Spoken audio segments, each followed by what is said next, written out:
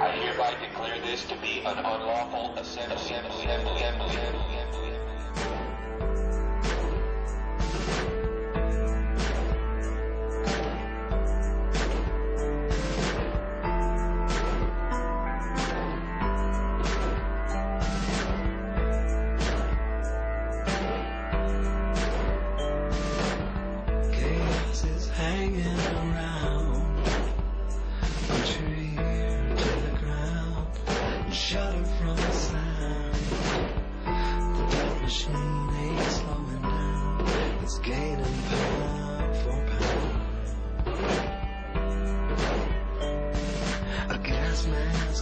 In the summer of rage, they're building mass graves within the states.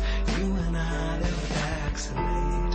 They're preparing us for an all-out police state.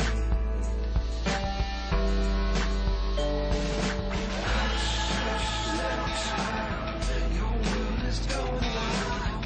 Can't trust nothing but the love in your mind's eye. Salvation's in your smile. Just wish I could be alive to see the whole river rise. Keep the shields up front if you can. Move the units down forward slowly. Test and circle it.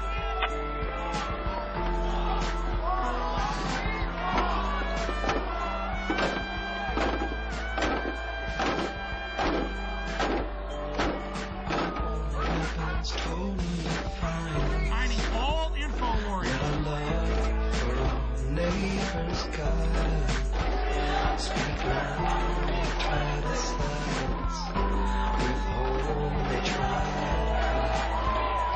Go to Pittsburgh now with video cameras. Your world is going wild. Can't trust nothing but the love in your mind's eyes. Salvation's in your smile. Just wish I could be alive. See that whole river rise. The Republic is falling right now.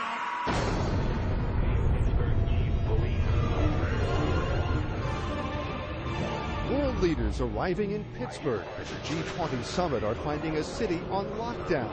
The next moment, my eardrums were blasting, and as that happened, I basically turned around, saw now 40 riot police assisted by military. They're closing in. Run!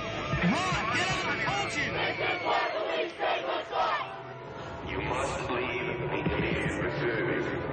This was the talk of the town in Hardin on Thursday. Mercedes decked out in the City of Hardin Police Department decals and driven by American Police Force members. We're not disclosing the name of our parent company. We know the guy that owns the company, but we've never seen this name before. Excuse me, you just dropped a bomb on us. This is Red Dawn. Foreign mercenary group admitted.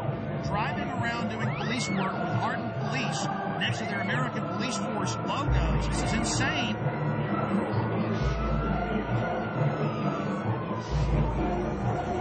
Passengers describe a terror attack and the arrest of a suspect. So he's a controlled asset, and of course it's not a matter of failure to connect the dots. The FBI now has 5 versions of their story. Can you add how they were already getting in Yemen? That's how they were.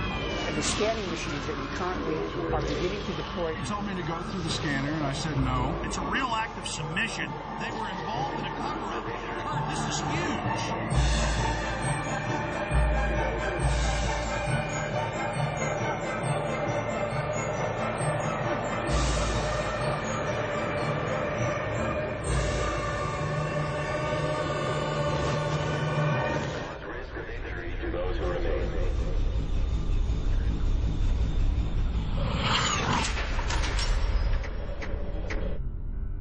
The Federal Emergency Management Agency coordinates the federal government's role in preparing for, preventing, mitigating the effects of, responding to, and recovering from all domestic disasters, whether natural or man-made, including acts of terror. Its beginnings can be traced to disaster legislation passed in 1803 to provide assistance to a New Hampshire town following a fire. Following a string of natural disasters in the 60s and 70s, President Jimmy Carter signed Executive Order 12127 and merged nearly 10 federal agencies into what we now know as FEMA. In March 2003, FEMA joined 22 other federal agencies to become part of Homeland Security. In 2005, Hurricane Katrina hit the Gulf Coast and most notably the city of New Orleans. Federal and local authorities encouraged those who could not evacuate the city to go to the Superdome to ride out the storm, where there would be assistance to take care of them. This is how your government cares for you. This is a FEMA camp.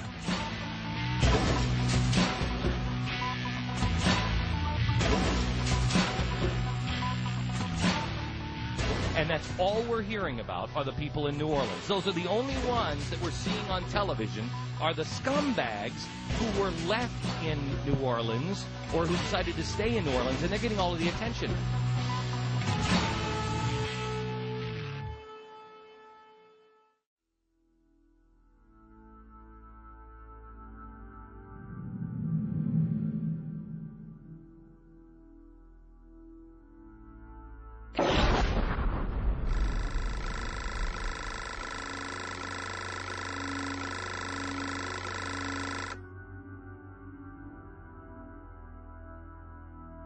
I have made 3 police state films. I have also, written books and news articles on the subject. And the problem is when you cover FEMA camps is there's so much evidence, so many congressional hearings, so many news articles, so many documents. The problem is knowing where to start.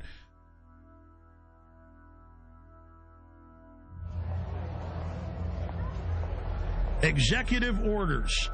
This is how they introduce you. See, they're introducing it all. They've denied they're building all this for all these decades. Now as they unveil it, they're putting their PR spin on it.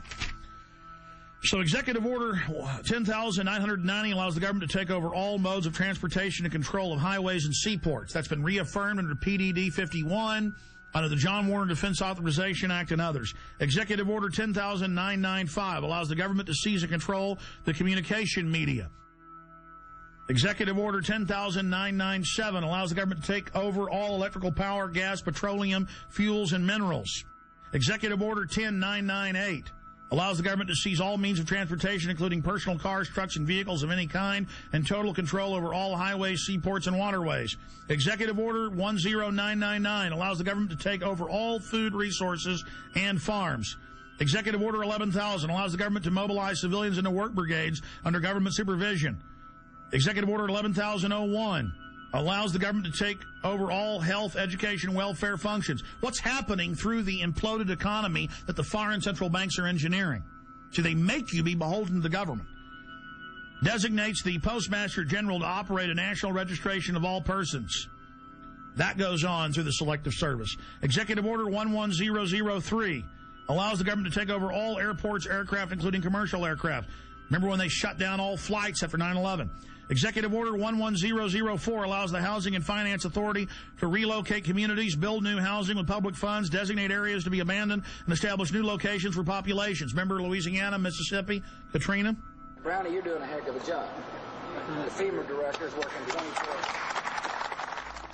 Executive Order 11005 allows the government to take over all railroads, inland waterways, and public storage facilities. Executive Order 11,051 specifies the responsibility of the Office of Emergency Planning and gives authorization to put all executive orders into effect in times of increased international tensions and economic or financial crises. Executive Order 11,310 grants authority to the Department of Justice to enforce the plans set out in executive orders, to institute industrial support, to establish judicial and legislative liaison, to control all aliens, to operate penal and correctional institutions, and to advise and assist the President. So that's your FEMA camps. Executive Order 11,049 assigns emergency preparedness functions to federal departments and agencies, consolidating 21 operational executive orders issued at 15-year period. Executive Order 11,921 allows the Federal Emergency Preparedness Agency to develop plans to establish control over the mechanisms of production and distribution of energy sources, wage salaries, credit, and the flow of money in U.S. financial institution. In any undefined national emergency, it also provides that when a state of emergency is declared by the President, Congress cannot review the action for 6 months. PDD 51 says never.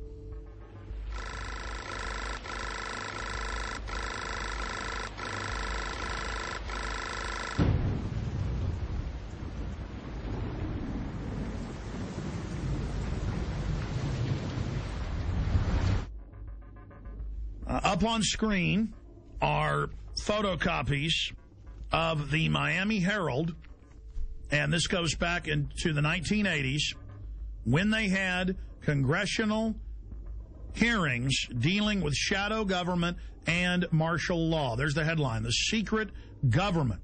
And it talks about secret summits, a plan to take over the government.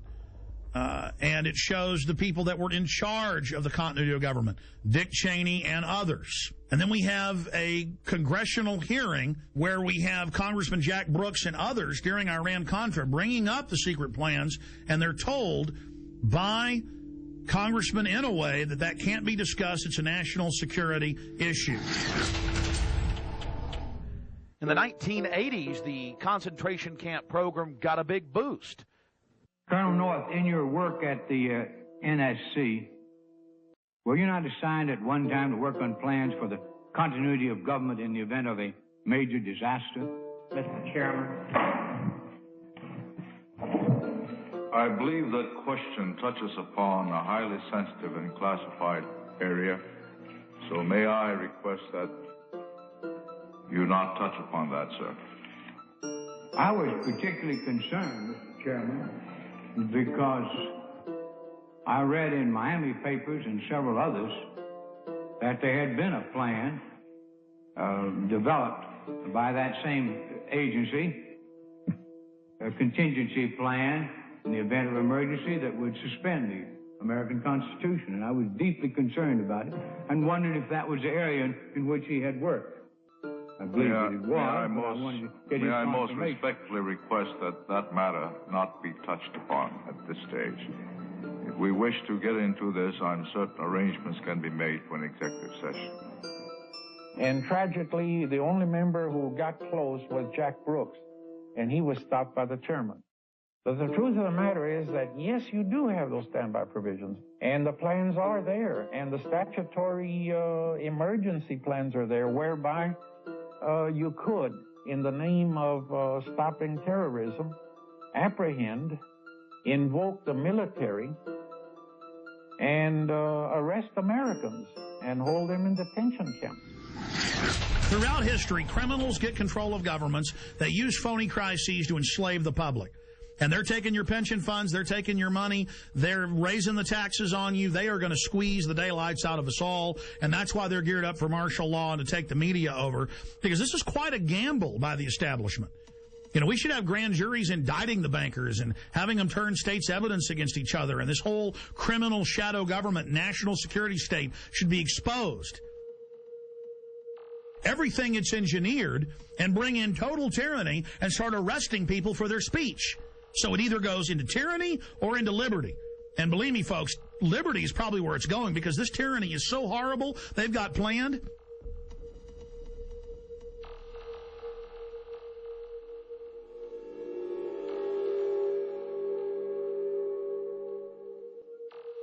Let's go ahead and go to Congressman a year and a half ago on the Homeland Security Board wanting to know about PDD 51. Now, this fight went on for a year.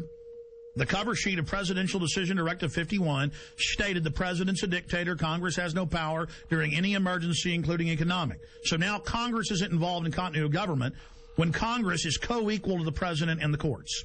In fact, the Founding Fathers said Congress was above the courts and the president, but then later courts said, no, they're equal. Now they're saying they're not. Okay? Because it's harder for a dictator to take control in the Congress because there's 500 people.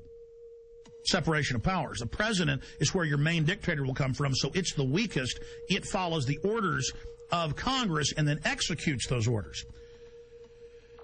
But then the chairman of the Homeland Security Committee said, I am co-equal with the president in national security. Let me see PDD 51. And they were told no. But the cover sheet alone states the president's a dictator. Then we see last year PDD 51 being executed and members of Congress, Senator Inhofe and others, being told martial law will be declared if you don't hand total control and immunity over to the banks. And they followed orders and did it. So the martial law is now in place.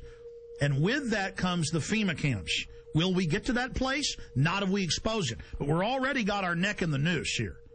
Is the executioner going to pull the lever? I don't know. Let's continue with the congressman talking about PDD 51.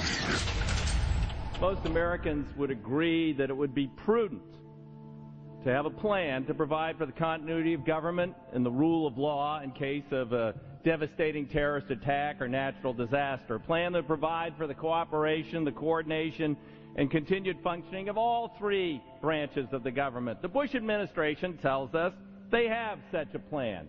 They introduced a little sketchy public version that's clearly inadequate and doesn't really tell us what they have in mind. But they said, don't worry, there's a detailed classified version. But now they've denied the entire Homeland Security Committee of the United States House of Representatives access to their so-called detailed plan to provide for continuity of government. They say, trust us. Trust us, the people who brought us Katrina, to be competent in face of a disaster. Trust us, the people who brought us warrantless wiretapping and other excesses eroding our civil liberties. Trust us. Maybe the plan just really doesn't exist, and that's why they won't show it to us. I don't know. Or maybe there's something there that's outrageous. The American people need their elected representatives to review this plan for the continuity of government. All right, that's Congressman Peter DeFazio. Now, that was a year and a half ago. Mr. DeFazio, the cover sheet says the president's a dictator and that Congress has no authority over continuity of government. That's why they're now saying Congress can't see it, because they're declaring and executing that power. Now, we fast forward a year plus to October 3rd, and here is Congressman Sherman, who we interviewed here on air, other congressmen we interviewed, and Senator Inhofe, saying they marched in and told them martial law will be declared if you don't do this. So we go from the 80s to where don't talk about the martial law plans and the FEMA camps. If you want to know about that, you can know about it in executive session, Congressman Jack Brooks, to, oh, Congress, you're not allowed to see the plans now. To Congress, do what we say, we're under martial law. The only way they can pass this bill is by creating and sustaining a panic atmosphere. That atmosphere is not justified. Many of us were told in private conversations that if we voted against this bill on Monday, that the sky would fall, the market would drop 2,000 or 3,000 points the first day, another couple thousand the second day, and a few members were even told that there would be martial law in America if we voted no. That's what I call fear-mongering. So we have the congressman on with us. We only have him for 5 minutes, 6 minutes. Congressman Brad Sherman, thank you for coming on, sir. Good to be with you. You know, Wall Street used these panic tactics to get us to pass this $700 billion, what the bill really is $700 billion in unmarked bills.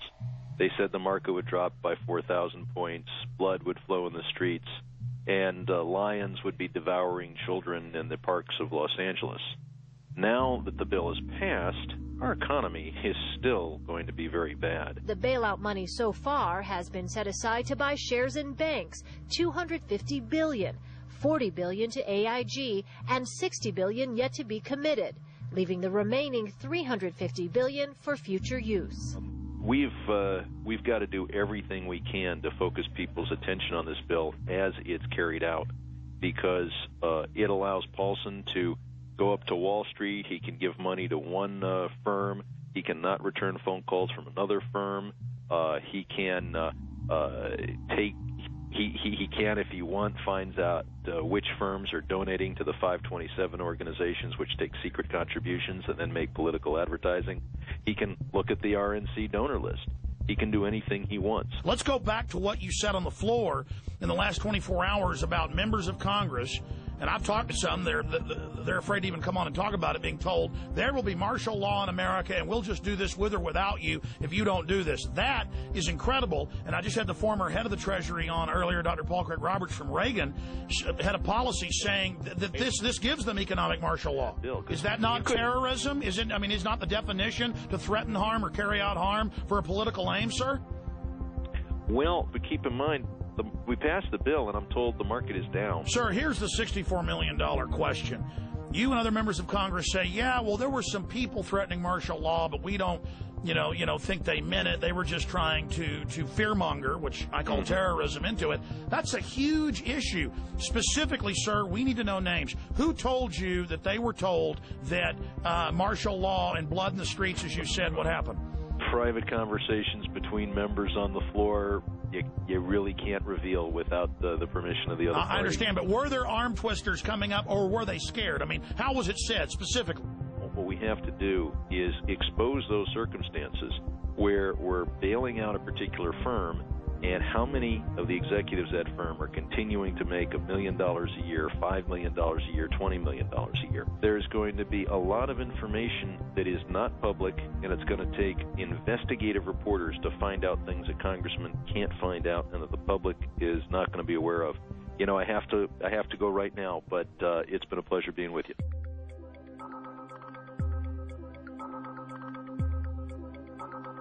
Somebody in D.C. was feeding you guys quite a story prior to the bailout, a story that if we didn't do this, we were going to see something on the scale of the Depression. There were people that were talking about, martial law being instituted, civil unrest, all this kind of stuff. Who was feeding you this information? That's Henry Paulson. We had a conference call early on. It was on a Friday, I think a week and a half before the vote on October 1st. So it would have been the middle, 19th of September, we had a conference call. In this conference call, and I guess there's no reason for me not to repeat what he said, but he painted this picture you just described. He said, this is serious. This is the most serious thing that we face. It's going to be far worse than the Great Depression of the 30s. And all these things, he used very descriptive, exactly what would happen if we didn't buy out these toxic assets, which he abandoned the day after he got the money.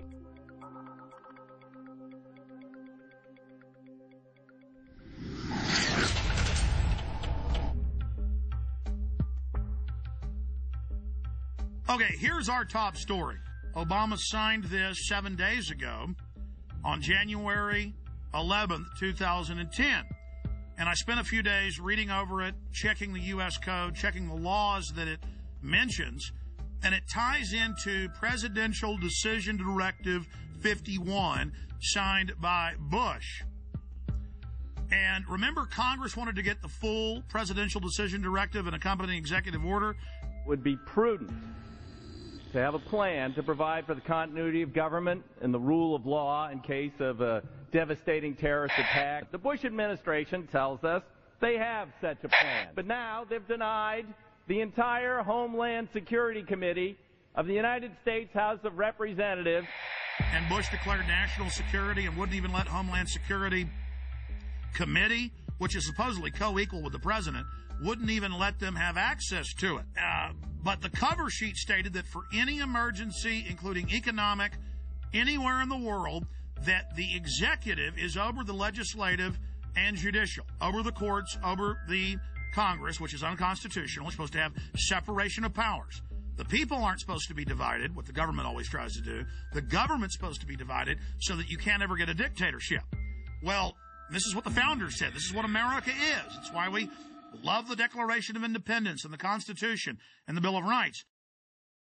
So President Bush signed this national security directive. And it says the continuity of government program will enhance the credibility of our national security posture and enable more rapid, effective response and recovery. And it goes on. The catastrophic emergency means any incident, regardless of location in the world, that results in extraordinary levels of mass casualties, damages, or disruption severely affecting the U.S. population, infrastructure, environment, economy, or government functions. And under this, the president is over the governors, he's over the legislatures of the states, he's over the Congress, and Congress has no authority. And then Congress asked for the full secret document, and it's still classified to this day. Obama has continued breaking his promise of transparency and has not released the full text of this, another memorandum. Connected into this is his new announcement. His new announcement. He is creating, with this executive order titled Establishment of the Council of Governors, it says here in the document that they are taking the governors, the states, the police forces, everything under the control of NORTHCOM, that's the Pentagon, and Homeland Security. But don't worry, the states have their say. The president is going to appoint the 10 members. 5 governors from the Republican and 5 governors from the Democrats. Kind of like Bush called the 9/11 Commission independent when he appointed it, or Janet Reno appointed her own Waco investigation team. This would be like Hitler appointing his own Nuremberg judges. I mean, or Al Capone at his own court case. I mean, it's just absolutely ridiculous. And there it is at whitehouse.gov, the executive order for anyone that wishes to see that for themselves. Separately, I have the Rand Corporation's plan that they put out last year. And this plan, the Stability Police Force of the United States, justification, options for creating U.S. capabilities. This has already been implemented covertly in the last 15 years. But now they're just being open about it.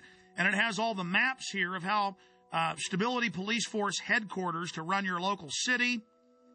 They have systems for medium-sized police forces, large police forces.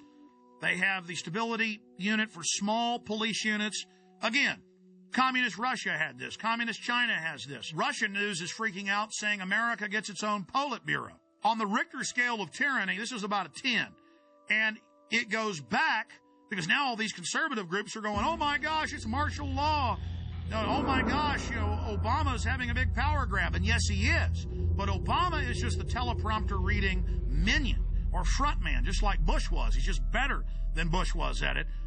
It is the system that's doing this. Big central banks threatened martial law in early October of 2008. Give the trillions, not $700 billion, but trillions of dollars. The overriding issue is we are under martial law right now.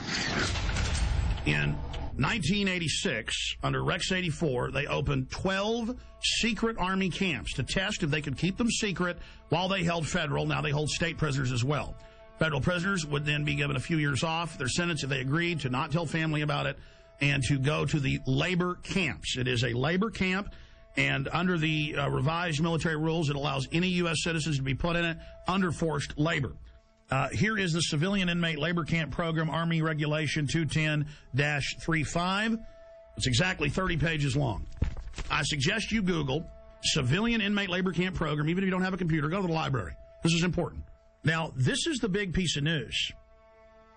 This is to establish setting up prison labor camps, negotiations with correctional systems representatives to establish prison camps, governing criteria, civilian inmate labor camps, policy statement, governing provisions for operating civilian inmate prison camps on Army installations, procedures for establishing a civilian inmate prison camp on Army installations, infrastructure, inter-service, interagency, and interdepartmental support agreements, working with local police at the FEMA camps.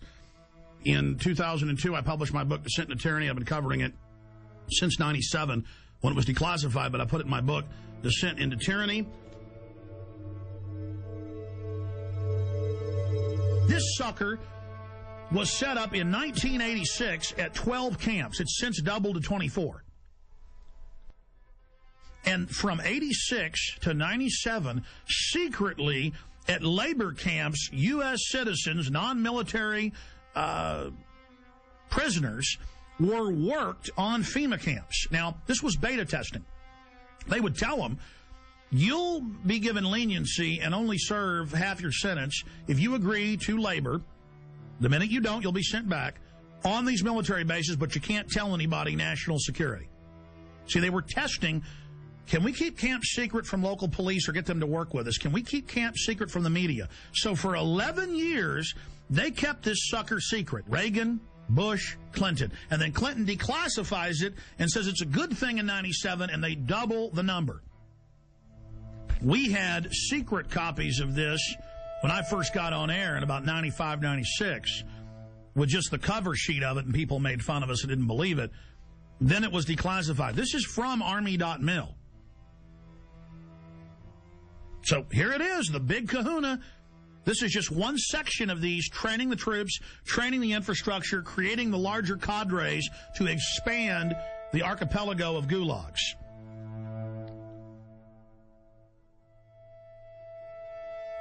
New legislation authorizes FEMA camps in the United States. And it says 6 major camps across the country with hundreds of sub-region camps. Now, if you watch my films and read the documents we put out, that's exactly what we said the camps are and how they operate, because we reverse engineered all this.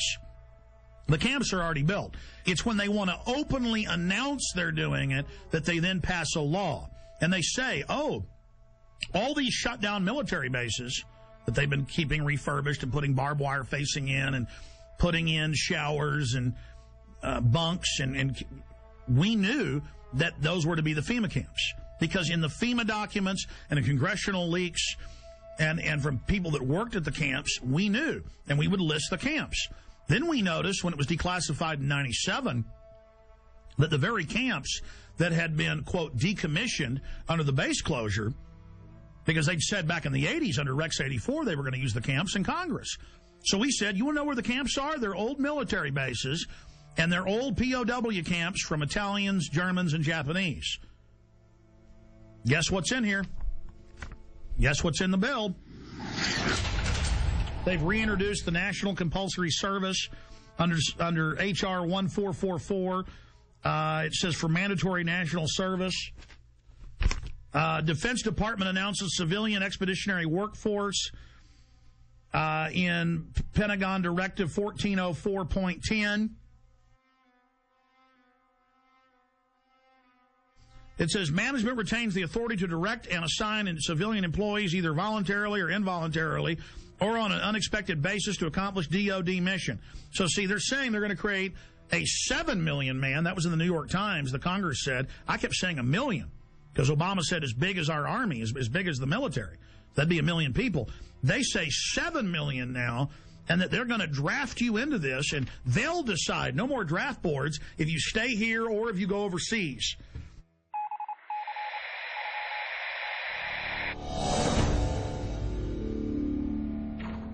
But this just broke. I just showed you the earlier terror training manual saying those that talk about the Constitution are terrorists and are a danger to police, those that are in Second Amendment groups.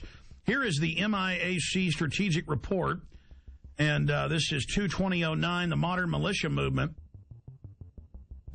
And they mix in here people that believe there's 9 FEMA regions, people that believe there's a NAPTA superhighway, and they show the official NAPTA superhighway map the government put out. Doesn't exist. Those that don't want RFID chips being planted with them, and they mix it in then with white supremacists and others, and they say, we want you to understand the terrorist symbols. It's don't tread on me flag of the Founding Fathers. You know, the flag of the Founding Fathers, all of it. We're going to go over this. This is amazing. They say in there that there is... no such thing as a New World Order banking takeover, as hundreds of newspapers a day say there will be a new bank of the world that you pay carbon taxes to.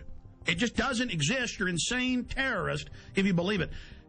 I remember my grandfathers, and it was normal just when you were at the dinner table or even my dad to explain how governments work and how history worked, and they taught the military. You don't have the military on the streets, and we're here to defend the Constitution, Bill of Rights, not what the president says if it violates that. And we've gone from that now to a strategic report, 2/2009, the modern militia movement. And then they mix gun owner groups, pro-gun groups in with white supremacists. They say those that believe in a new world order. These theories vary, but most always involve a globalist dictatorship. They show, and I'm putting on screen right now, official North American Union SPP maps that have been on CNN of how they're going to have every major highway be an international toll road from Mexico up into the deep north of Canada. And they just say it doesn't exist. These people are insane. I mean, this is a high level of PSYOP, isn't it, Gerald Celente? Well, that's the way they always do things. They lump them all together, and it's one size fits all. I have a question. Do you believe that the military will fire on its people? They're going to stage riots, and then it's going to look like, oh, they stopped the riots. It's reasonable to set the precedent. Like, oh, where you do have FEMA camps for medical care and where you can stay. The troops are here to help at car wrecks. That's how they're rolling it out. And I believe that I think the way they're going to manipulate the military, I think a lot of them are going to fire on U.S. citizens. Because that's a question we're going to pose in the Trends Journal in the next edition. And I happen to agree with you.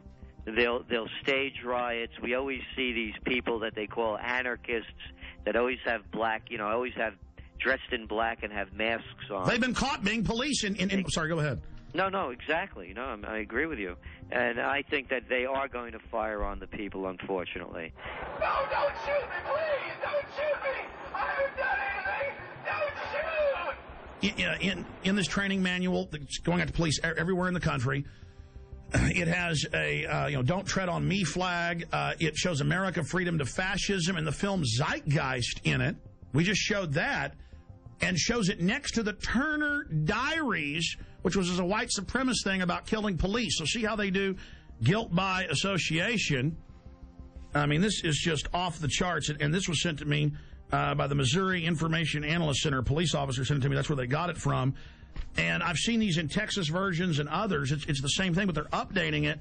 I mean, how do they say none of this exists and then mix in mainstream things that are happening with white supremacists and tell police that people are dangerous if they're into this? You're watching Police State 4, The Rise of Fema. I wanted to take a little break out to explain the history of the Police State documentary films. In 1999, in 2000, and 2001, I made the seminal Police State films that were a viral success on the web and on VHS and DVD. Fast forward 8 years later, it's all come true. Not because I have a crystal ball, but because I'm looking at government documents, I'm looking at the facts, I'm looking at their own white papers. If we can expose the FEMA camps and the executive orders and the shadow government, their system will fail. I've made the film, Police State 4. It's now up to you to get it out to everyone you know. And yes, we need your support. We offer and promote the fact that they're free on YouTube, Google, and thousands of other video sites. We put them out for free. But we do ask you to give us the seed money, the support to run our websites, to do the syndicated radio show, and to make future films. So if you want this documentary in the best quality available and to have the expanded extras, please visit Infowars.com and purchase Police State 4, The Rise of Fema. You can call toll-free, 888-253-3139. You can visit Infowars.com or PrisonPlanet.com. If it hasn't been blocked in your country yet, many have. You can also write to us at Infowars, P.O. Box 19549, Austin, Texas 78760. PrisonPlanet.tv is a better tool than ever in the info war. Over 6 years of my radio and TV shows, all my films in super high quality, my book, Paul Watson's book, all there, 15 cents a day. Your support of PrisonPlanet.tv empowers the resistance to unlock minds worldwide. The destiny of Police State 4, The Rise of Fema is in your hands. I'm asking all of you to have public viewings, to make copies, and to give to everyone you know. The power of humanity and the human spirit is unstoppable if you'll simply unleash it, if you'll simply take action and turn it loose. I salute you all. Good evening, my fellow Americans. We have been compelled to create a permanent armaments industry of vast proportion. We annually spend on military security alone more than the net income of all United States corporations. We recognize the imperative need for this development, yet we must not fail to comprehend its grave implications. Our toil, resources, and livelihood are all involved. So is the very structure of our society. In the councils of government, we must guard against the acquisition of unwarranted influence, whether sought or unsought, by the military-industrial complex. The potential for the disastrous rise of misplaced power exists and will persist. We must never let the weight of this combination endanger our liberties or democratic processes. Only an alert and knowledgeable citizen can compel the proper meshing of the huge industrial and military machinery of defense, the prospect of domination of the nation's scholars by federal employment, project allocations, and the power of money is ever present and is gravely to be regarded. We must also be alert to the equal and opposite danger that public policy could itself become the captive of a scientific, technological elite. We cannot mortgage the material assets of our grandchildren without risking the loss also of their political and spiritual heritage.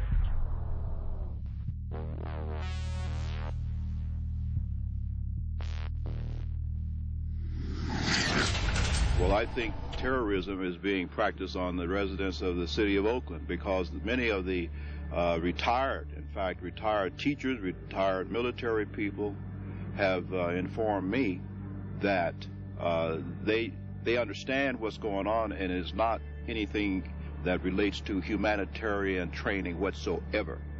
This is a psychological, as we in the research community say, this is a psyops. They're preparing people for what is coming, not what is being presented today. So you're saying they're preparing people to accept it with incrementalism? That is correct. Like the old frog example. You know, you put the frog in the water and you just gradually continue to raise the heat on the water until the frog is cooked. And that's the way it works. The problem is that the local people in general, just will not take their heads out of the sand. I'm going to tell everyone I can, listen, we have a serious problem. And it's called a police state. It's called a police state.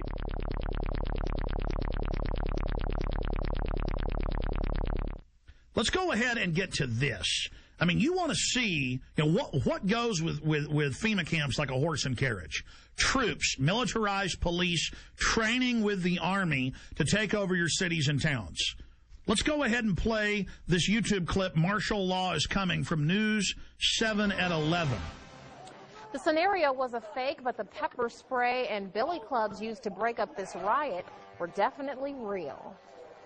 Good evening, I'm Miranda Stevens. Whether it's terrorism, riots, or any major disaster, local agencies will be the first to respond. That's why Roanoke City wants its disaster training to be as real as possible. Jeremy Butterfield has more.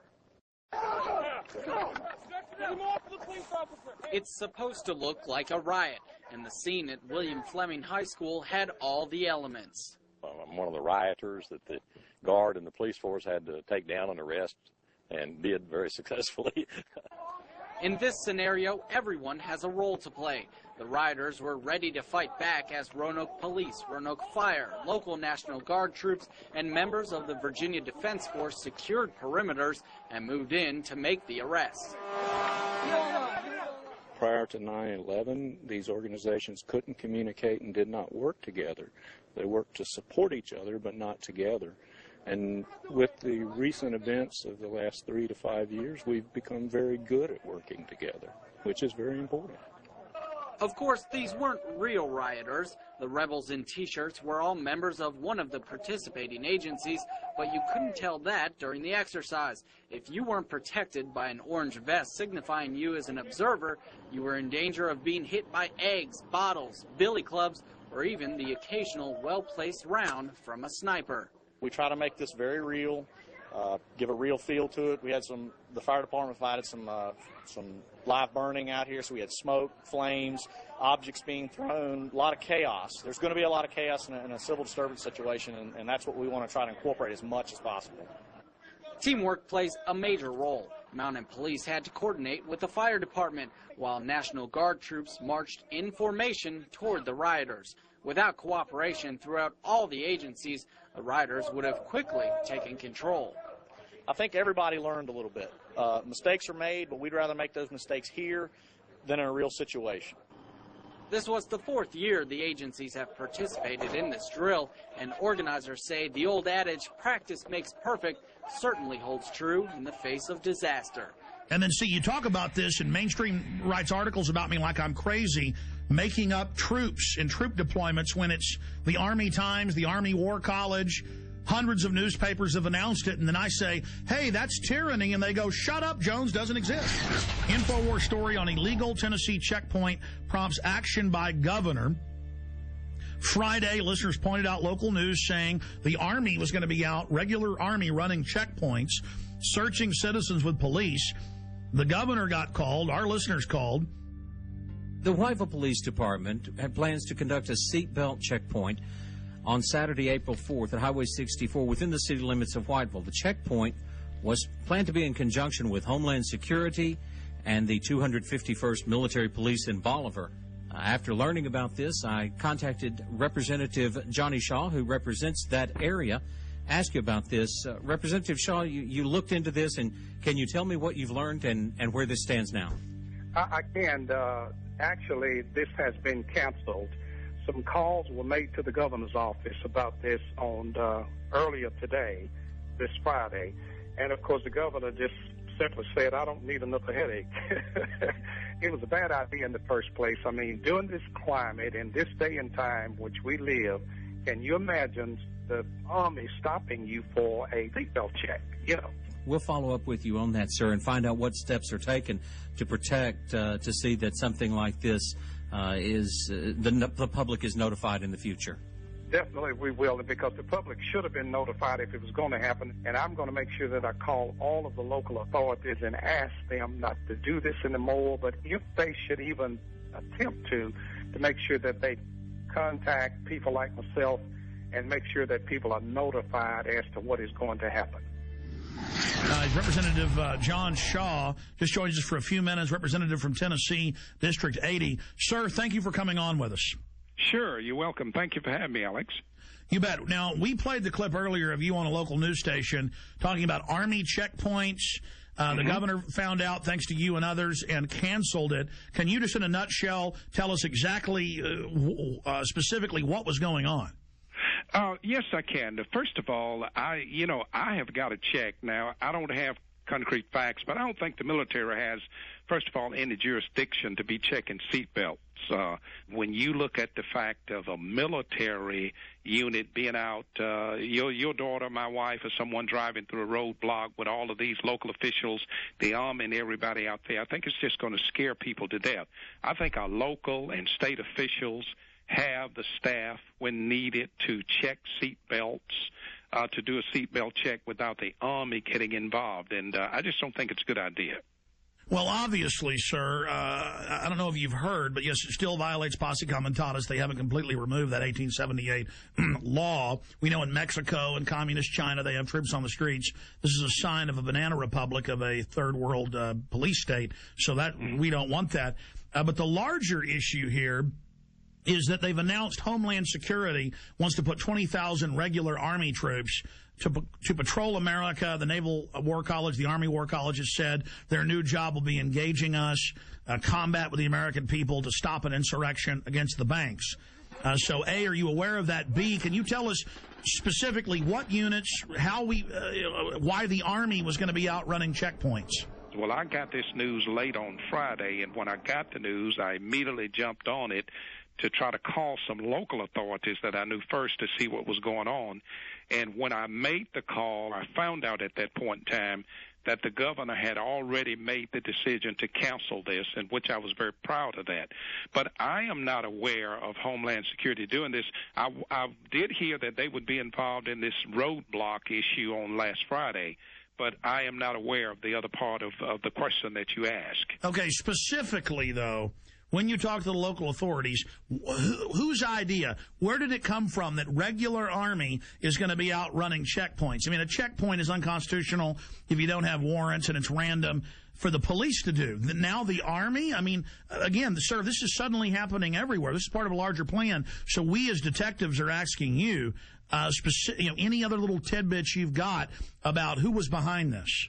Well, and I don't know, Alex. I can't answer that question other than the fact that it was going to take place in a little area of my district in a town called Whiteville, Tennessee, which would lead me to believe or to assume that the chief of police there was the one who orchestrated this idea. Was the state involved? Not to my knowledge at all. Okay, so the governor had to say no. So this is what we always see. The Army then probably approached some locals as part of their covert acclimation program. And State Representative Johnny Shaw, we appreciate you speaking out against this. We appreciate the governor saying no to this. Can you, just in closing, speak to why you were concerned about it and against it? Well, again, I was concerned because I think in this economic climate, or in this climate that we are in, well, can you imagine your wife, your daughter, my wife or daughter, even son driving up to a checkpoint with Homeland Security, the military police, the state police, if they were involved, and then, of course, all of your local authorities, it's going to make someone think something bad has happened in the community, and I just don't think this is a good idea. I think it would have been a scare tactic that would have been hard for some of our citizens to get over, or maybe some of our senior citizens, and I'm totally against this kind of a tactic, and I'm going to do my best as a state representative to see that this does not happen again in my district and hopefully nowhere in the state of Tennessee.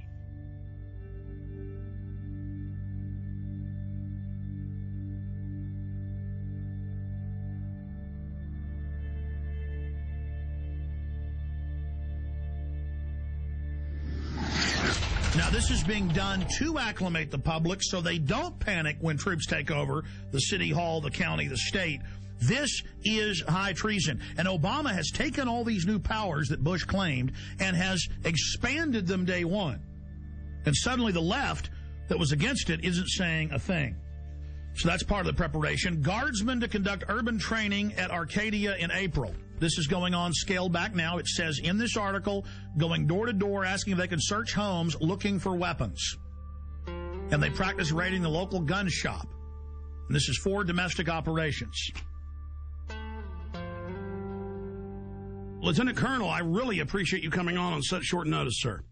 My pleasure. Thanks for the invitation. You bet. I saw this article out of the Daily Times Herald in Carroll, Iowa. Have you seen that? I sure have. And it's telling us about an urban warfare drill to be held in several towns. Can you tell us about that? Sure. It's actually a planned training event to provide our soldiers with greater proficiency at what we call coordinate search, which is a mission that, just for a little background, we've deployed nearly 13,000 members of the Iowa National Guard in the global war on terror. And the vast majority of those have been in Iraq and Afghanistan. And one of the missions that they perform in Iraq and Afghanistan on multiple occasions is coordinate search, where basically you are trying to get to an area, coordinate off to make sure everything's safe, and then actually search for caches of weapons or other kinds of contraband which could harm American forces and other like Fallujah, what we saw in Fallujah. Mm-hmm. Correct. Exactly. So because of where we're located in Iowa, there are no active duty bases in Iowa, so we kind of have to create our own urban training environments.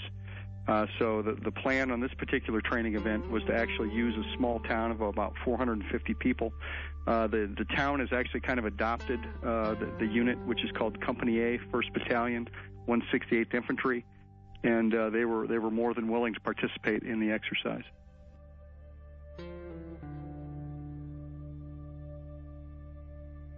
Going through this article, I mean, explaining exactly what they're going to do door to door with the houses, what the checkpoints are going to be simulating. Sure. When you're talking about coordinate search operations, you've got several different rings of security that you've got to provide in a particular area. And then it's important that people are treated respectfully as you go house to house, as you're looking for certain items, particularly in our experience in Afghanistan and Iraq, looking for weapon caches, whether those have AK-47s, RPGs, rocket-propelled grenades, that is, any kind of ammunition or any kind of improvised explosive devices, et cetera, et cetera. And our job, when we go on a coordinate search, is to locate those kinds of items. And then there might also be persons of interest that we're interested in that coalition forces want to talk to or apprehend. Well, let's just boil it down to this. I have video of Army and Marines with role players screaming, "I'm an American, please don't put me in the camp," and the military trying to confiscate their firearms. I mean, certainly you've heard the Army Times and the new directive from Secretary of Defense Robert Gates that they will use the National Guard under federal control for civil insurrection. Are you saying you're not aware of that? No, I'm certainly aware of that, absolutely. But I think you have to look at the role of the National Guard historically. Is that historically we are used in states for disasters overwhelmingly. And our job is to, number one, be ready for our mission federally, which is to go to war.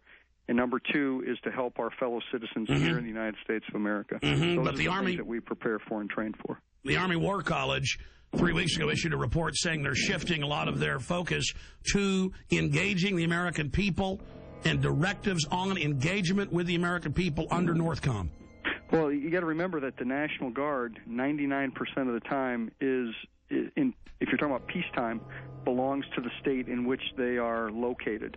Only on occasion do they become federalized. One of those examples, of course, is being mobilized and deployed to go to war or peacekeeping or other kinds of federalized missions. But other than that, the National Guard generally in peacetime belongs to the governor of that state. Well, you're pretty informed on all these issues. Obviously, you're right in the middle of it. Did you hear about the mainstream news articles about Marines in California and other places helping at DWI checkpoints with citizens? Would that violate posse comitatus? I'm not aware of that. With respect to active duty military, that's called Title 10 when you're on active duty, and they're not allowed to participate in certain kinds of operations under the Posse Comitatus Act. Does that sound like freedom to you all over the country to have the National Guard at big events like at the Kentucky Derby and the Super Bowl searching bags? Well, I think if you're talking about keeping Americans safe, it's our job to do whatever we can to help them with that.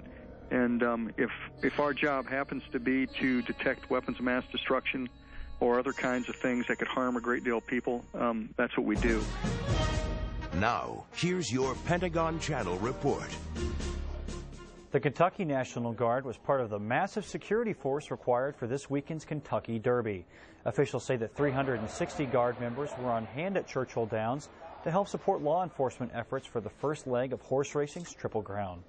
Now, the troops took care of crowd and traffic control, provided 3 choppers and crews for aviation support.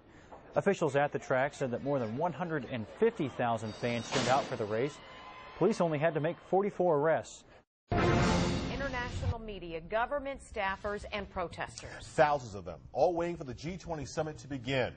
World leaders arriving in Pittsburgh for the G20 summit are finding a city on lockdown and already hit by violence. By order of the City of Pittsburgh Chief Police, I hereby declare this to be an unlawful assembly. I order all those assembled to immediately disperse. The G20 basically represent the largest nations which participate in the Western banking cartel, which I feel is behind a lot of the pain, anguish, and misery that exists in our world today. They would like to come up with one central bank for the world to replace the dollar standard, and also have international regulation, a massive expansion of the WTO regulations into the financial markets. You must leave the immediate vicinity. If you remain in this immediate vicinity, you will be in violation of the Pennsylvania Crimes Code, no matter what your purpose is. It's hard that it's setting up as like a us versus them when we're all in the same class. We're in it together, and they're protecting the interests of the world's billionaires. Anytime I've been on a march or anytime I've been arrested, it has been peaceful on our side. It's the state are the ones that cause the violence. You must leave. If you do not disperse, you may be arrested and or subject to other police action. Other police action may include actual physical removal, the use of riot control agents and or less lethal munitions. Ladies and gentlemen, this is breaking news. Do you know why my crew is not live with us right now, why they were out of contact? They are under sustained LRAD sound cannon attack. They rolled these out at tea parties in California and other places. First time I saw them was 2004 in New York. They have the National Guard engaging American citizens right now with deadly acoustic weapons that damage the middle ear. This is happening right now in Pittsburgh, Pennsylvania, while the G20 and mainstream news is getting rid of the dollar, bringing in world government against everybody right now. Listen, this is such a police state there that they tried to talk to the military and talk to a spokesman last night. Defense Link put a press release out, and they said, no, we're not going to talk to you, get out of here. Then they got their license number, had the police pose as Alamo rental car people from the county there, Allegheny County in Pennsylvania. They called them and said, your car's got no brakes, bring it in. And they said, well, we're in the coordinate G20, we're news reporters, we can't get out till tomorrow. And they said, well, that's fine, because I'm a police officer with the Army and FBI, and you've all been put on terror list, and your life's over, boy, and we know you're a terrorist, and you were sneaking around the military base and ran. All lies. Thank you very much. Okay, so I just went over. They're going to have a guy come out and talk to us, or they said they'll get us a number to contact. He said the PAO. This is probably him right here. every 30 seconds, saying disperse, disperse. We've got them. Let's go to live now. Here they are from Pittsburgh. G20 under attack. Yeah, we're on 33rd and Liberty, and we just passed they had the street blocked off, and they were using the sonic weapon on us. They were using it to broadcast, and then they would ramp up the signal for a brief second to let them know that they could, blow some eardrums out. It got pretty loud. I hereby declare this to be an unlawful assembly. I order all other police actual physical removal, the use of riot control. Everybody dispersed, though, when that started happening. The one group, the largest group, went through an alleyway. They're driving right past me right now. Get them on tape. With the gun. They had two of them. They were using them to broadcast messages in Spanish and English. That's the engine right now. You can hear it passing me. And there's a guy sitting on top. The police I'm seeing now are in full riot gear. Are they the police, though, wearing the National Guard bottoms? It looks like Border Patrol. I've seen Border Patrol here, too. They have the dark green Border Patrol uniforms. So federal police in the middle of Pennsylvania. I find it very ironic that it's happening on Liberty Avenue. Very ironic. Burmis, I want to be clear about this. They were shooting you guys with this. Douglas was saying it was hurting. What was this like? The decibel level was very, very high. One moment I was covering the front of the protest. The next moment my eardrums were blasting. And as that happened, I basically turned around, saw about 40 riot police assisted by military, and I ran up and I got all the footage I could. Every once in a while I'd have to take There you go, assisted by military. So this is the military attacking the American people, because in every news article I see, they're together. So that's key for the article Watson's doing. The military was with them. Yeah, absolutely. I mean, they were in military fatigues. SWAT is also here. I got a good shot of one of the military personnel hooing on top of the Pittsburgh paddy wagon. Basically, most of the Humvees in the military were cordoning off at checkpoints on main streets in the main city of Pittsburgh. They were in full military fatigues. I mean, these weren't just the pants. They were the tops. There's no doubt that there's military here, Alex. I approached them. I asked them what their mission was. What's the mission? You can't say. Sir, what would you have to say to critics that say this is a violation of posse comitatus? I'd say that you need to talk to my PA. You know what posse comitatus is? No. No? Separation of military and police? Be the first military guy to tell me what it is. I've asked about a dozen today. No, but nothing, right? And it was the standard boilerplate answer of, we're just following orders. We're just here to support law enforcement. That's all we know. We're here to protect United States citizens' rights to peaceful protest. Unbelievable. Global leaders meeting openly in mainstream news to get rid of the dollar and bring in, quote, global governance. This is the end of our country, and the police and the military are acting like people that don't like it are pure scum and terrorists because the DHS has trained them to do that. Here come the anarchist staging. Here they come right now. They just grabbed the dumpster. They're flipping it over. Video it. I got it on tape right now. I don't want to put you in danger, Jason, but if you follow that stinking Fed, is it a big guy? All right, it was 3 people, and of course they had masks on, Alex. Briefly, tell folks about last night. You guys pull up to the gate. You asked to talk to the public information officer. They called the police and lied and said that you were sneaking around. Yes, sir. How's it going? We were responding to a news story that the National Guard was going to be masked to go into Pittsburgh. And can we get a comment on that? Sorry, we can't make any comments, sir. Do you have a press guy we can talk to? Yeah. We then pulled off to the side of the road where they instructed us to. We waited around 15 or 20 minutes. A representative came back. Immediately, he was hostile towards us. He did not like our credentials. Hey, guys. Hey, good evening, sir. What's up? Look how you're doing. My name's Rob. Okay. We're out of Austin, Texas, Channel 10. Okay, can I see your credentials? We tried to get as much information as we could. He refused to answer our questions. So then Rob asked him for his information and where we could contact him. Tomorrow, if we could get a word with him, he then gave it, and we left. Speech, freelance reporter? Yes, sir.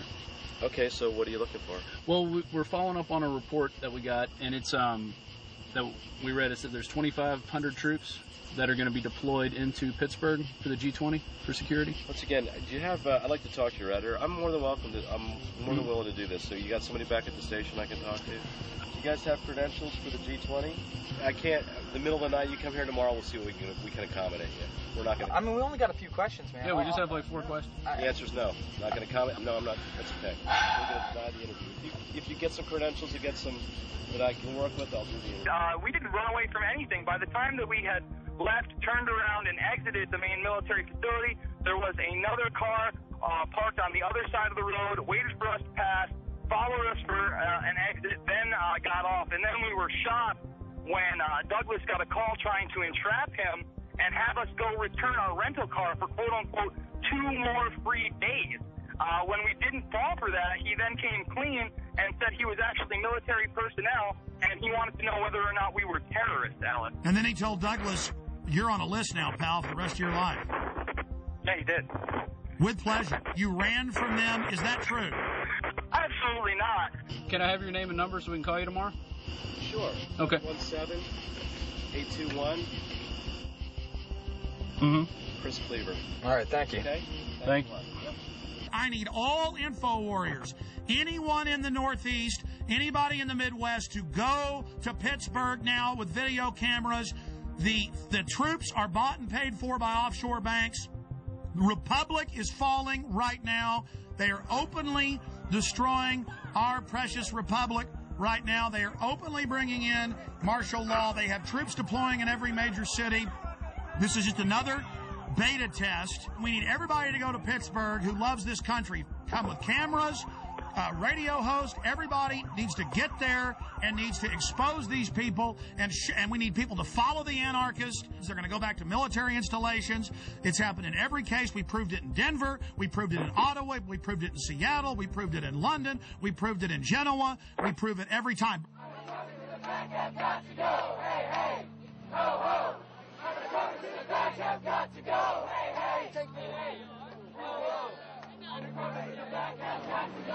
funny to mock our first right? You think that's funny?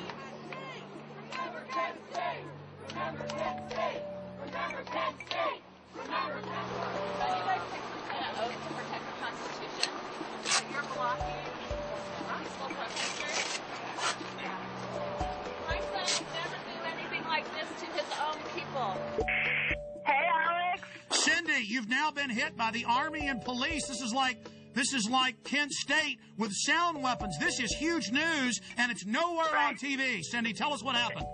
We're just trying to get to downtown so we can exercise our freedom of speech, Alex. And they're blocking peaceful protesters. We don't have any weapons. They're blocking us with the most disastrous, horrible weapons that they can think of. And so, yeah, it's just really awful down here.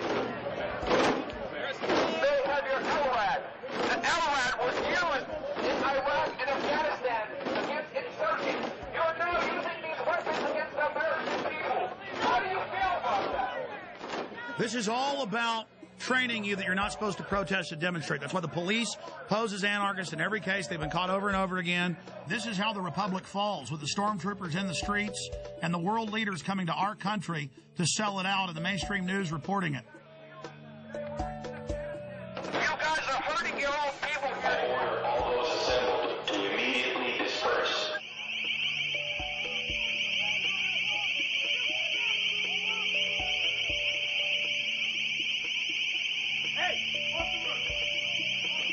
Cindy, did you know they're openly announcing the formation of a world government at this meeting? Yes, I know they are. The head of the EU even spoke out against it, Klaus, at the UN yesterday, and they're openly announcing the end of the dollar. Those troops don't know that their whole savings and their whole family future is gone, and there they are with pleasure, guarding the very government that is illegitimate and criminal. The troops are out here. There are brothers and sisters, there are sons and daughters, and there are mothers and fathers, and they're turning their guns on us. They're turning their weapons on us, where we really should be marching to the G20 and arresting those guys. Here they come again with their LRAD, Alex.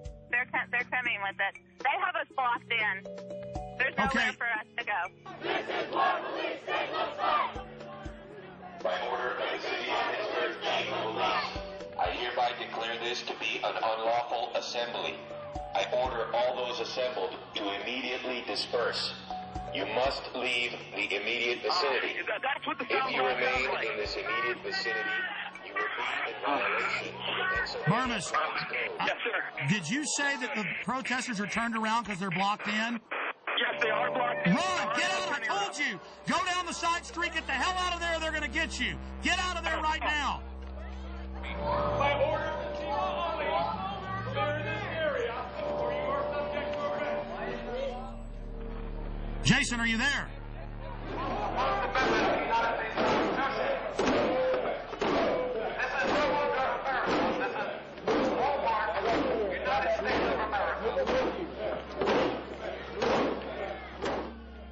Amazing to have Burmis and Cindy Sheehan and all these people together. They're standing as tyranny. She lost her son.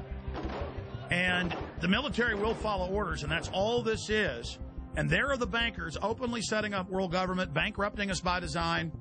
It's really happening. Well, here's the Examiner newspaper reporting on these sound weapons at the Tea Parties. It says both town halls took place without incident. However, the use of military device concerned San Diegans. The LRAD crowd control is primarily used in Iraq to control insurgents and can cause serious and lasting harm to humans. And they admit this. I mean, this is just outrageous. Other police action may include actual physical removal, the use of riot control agents and/or less lethal munitions, which could cause risk of injury to those who remain. You must leave.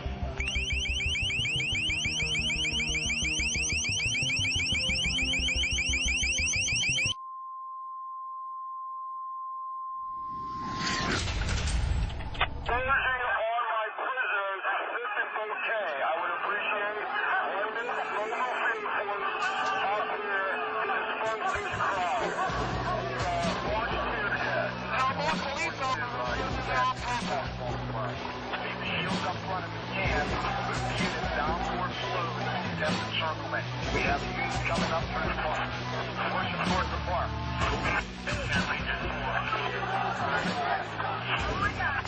This is how we're going to push them. After we get the encirclement, we're going to push them down forward back towards Assembly Drive Extension. Leave Assembly Drive Extension open so we continue to push. Then we'll establish a skirmish line along Assembly Drive Extension.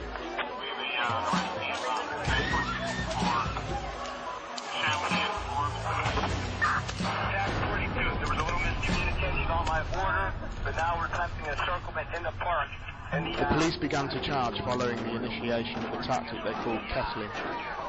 So called as to reflect the purpose of a kettle, to hold in water and heat it until it attempts to boil over.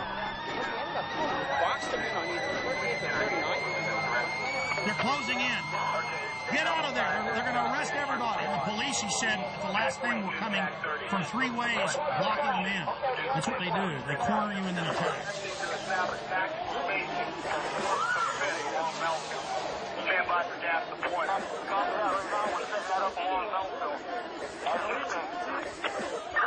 Any units should use, we have 5th Avenue covered. Unit 30, I'd like to express my professional regard to everyone to get an excellent job done here in all the operations G20. Now, let's go ahead and go over these articles. Brigade Homeland Tour starts October 1st. 3rd Infantry's 1st BCT trains for new dwell time mission. Helping people at home may become a permanent part of active Army. And then you read this, the Washington Post reported it, everybody else did. It says, for riot control and civil unrest during a collapse of society. Then the Army War College came out a month later and said, yes, we're preparing to engage the American people. So there's that going on. So they have to have troops to take you to the FEMA camps. Washington Post, 20,000 more U.S. troops to be deployed for domestic security. They then expanded and said it won't be 4,000 troops, it'll be 20,000. Now they're saying, oh, it'll be 40,000 regular Army troops. The very troops that were in Baghdad doing gun confiscation, the very best troops they've got. Here's another one. Marines admit security force to operate inside U.S. This directly from the Marine Corps' own website. And they did it with role players, practicing confiscating people's guns. Here's another one. Unit learns skills to fight different enemy. And this is out of the American Force Press Service. See, this is all part of acclimation. And then in a 4-state area, in the Midwest a few months ago, there was a report about the Army suddenly locking down parts of cities and doing, and then the disgraced Governor Blagojevich announced about 5 months ago, before he had that big scandal, and we played the newscast here where he said we're going to have the Army go door to door confiscating guns in Illinois. And then we have the first time the Army got called into New Orleans, going to the high and dry areas with the police and FBI. All the weapons will be taken. No one will be allowed to be armed. And then putting people in handcuffs that had guns, taking their guns. Today in New Orleans, they got a lot tougher on the holdouts. Police department, anyone home? Not only the flooded areas, but New Orleans' driest and wealthiest neighborhoods, too. Police department! The police and National Guard going street by street, house to house. We need to make sure, too, that whenever we knock on doors, people refuse to leave. We need to make note, call it in. They say there are no orders to use force, just strong persuasion, sometimes entering open houses with guns drawn, and instructions to disarm anyone inside. You say guns will be taken? No one will be able to be armed. We will take all weapons. That happened today in this wealthy neighborhood where homeowners had armed themselves to protect their mansions. Residents were handcuffed on the ground. In the end, police took their weapons but let them stay in their homes. They were a little bit threatened because our weapons were bigger than their weapons. For many of the police and guard troops, it is an uncomfortable job to do this in an American city. This guard unit occupied a church, using it as a base camp. They had to leave a note because they could not get hold of the pastor to get permission. It is surreal. Yeah, you never expect to do this in your own country. Chris Montgomery says he'd rather be in Iraq than patrolling American neighborhoods. Walking up and down these streets, you don't want to think about the stuff that you're going to have to do. Somebody pops around the corner. Be shooting an American. Yeah. I mean, that's on record. That happened. This is what they're training for. This is what they do the first chance they get. Stop living in denial. Attention, attention, attention. American forces are here to help. Remain calm. We will not tolerate civil disobedience.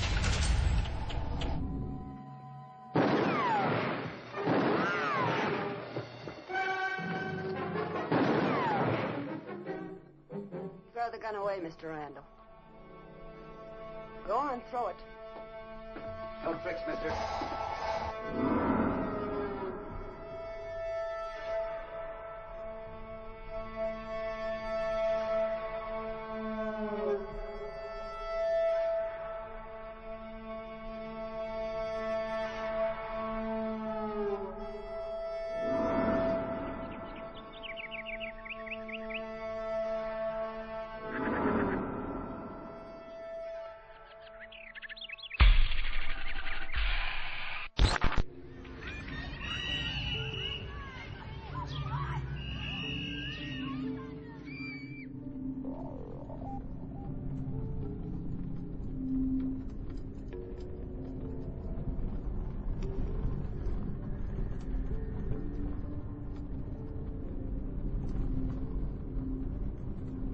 This is the poorest county in Montana, and the $27 million prison has turned into a white elephant.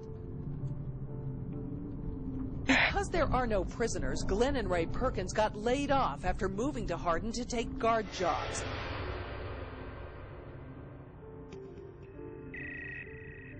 When I went to the door, there were two cops standing with their hands on their guns. I've lived in the same town for 26 years. We got 90 and 94 sitting right over here where they intersect, which is the perfect place for a checkpoint. I noticed that they got these mobile checkpoint stations. There's a lot of secrecy going on.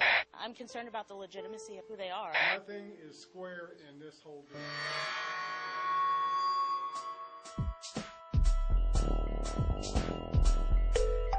I cannot let my grandchild grow up in this kind of thing.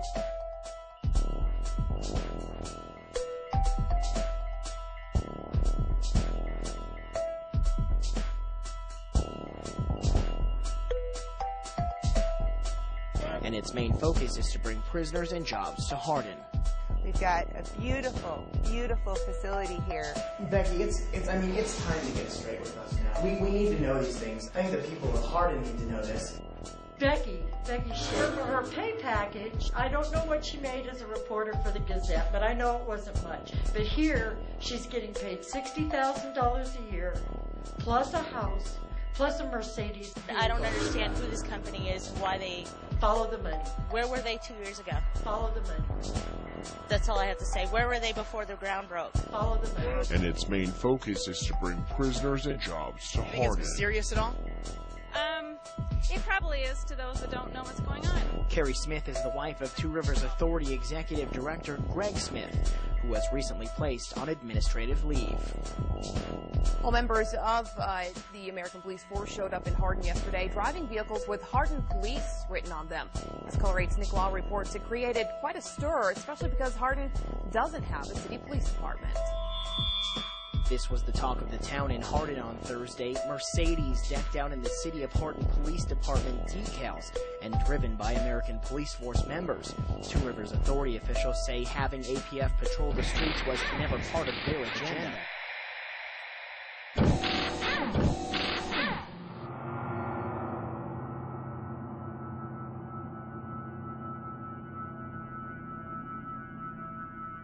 Tell people what's really happening here.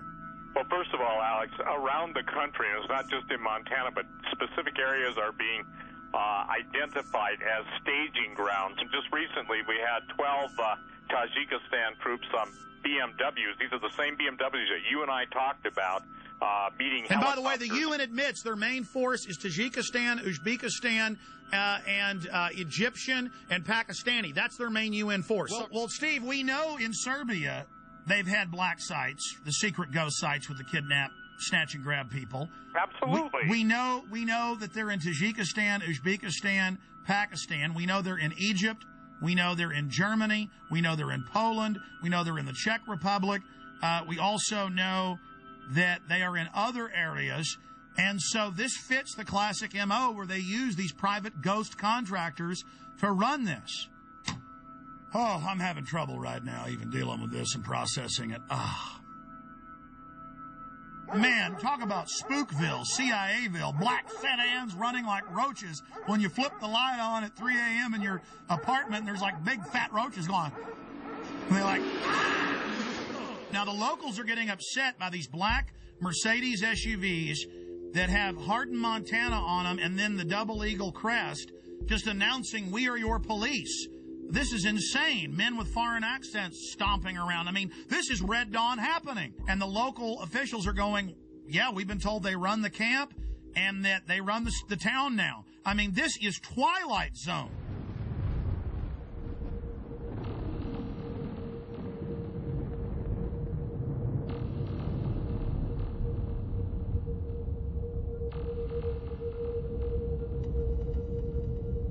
We're going to go to phone calls here in just a moment. Let's talk to Diane in Montana. Diane in Montana, where this is going on. But as Steve said, it's happening everywhere. Diane, what's your info? Okay, September 9th, we had a small incident where there was a bunch of SUVs, black Hummers, you name it. It was all there. They even brought a helicopter in. It was 4 miles from my home. So when we went to check it out, they were all over climbing the mountains in camo, dressed up.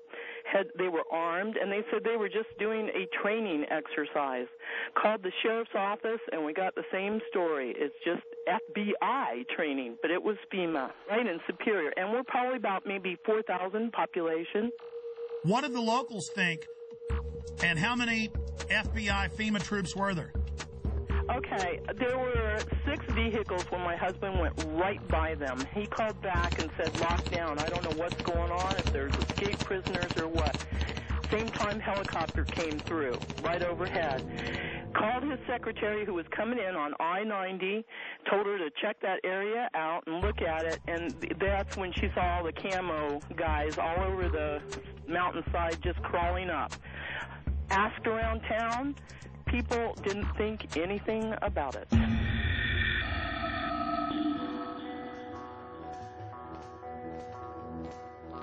We now go live to Alex Jones on the ground in Hardin, Montana. Alex? Okay, we just got a tour from Becky Shea, the former Billings Gazette reporter that's now the PR spokesperson for this facility for American Police Force. She admitted that it'll be a foreign paramilitary mercenary training facility. She admitted that it's going to be a detention facility. The point is this is just off the charts. They're now doing massive damage control. They're about to give us a tour of the outside of the facility. I just got a tour of only one wing of this gigantic $27 million facility. They would not let us into most of the areas. Just while I was in some of the offices, I saw blueprints, I saw documents. I'm just going to leave it at that. But this story is definitely the mother lode. This is definitely a black site / ghost site in the United States. They plan to have this be a ghost site, but locals blew the whistle. They were definitely going to try to become the police through the Two Rivers Authority, basically taking over the town of Hardin. This individual is tied in with high-powered Serb operatives. His dad is some type of high-ranking Serb, Chatar, but he won't give anybody else his name. Then you have this Hilton character. Again, that's a fake name. He's Serbian. There are German troops here, German paramilitaries, British paramilitaries, but they're keeping back from us deeper in the facility. Yes, I am in one of the black Mercedes-Benz SUVs inside the detention center. Becky is going to be, I'm going to be using the phone as a microphone so she can give us a live report. Becky, what about Blackwater connections? We've been hearing a lot about that, and the company in several places has bragged that they have Blackwater connections. I've heard so many names that it's just absolutely phenomenal to me. We're not disclosing the name of our parent company, and that's it. We're not disclosing the name of our parent company.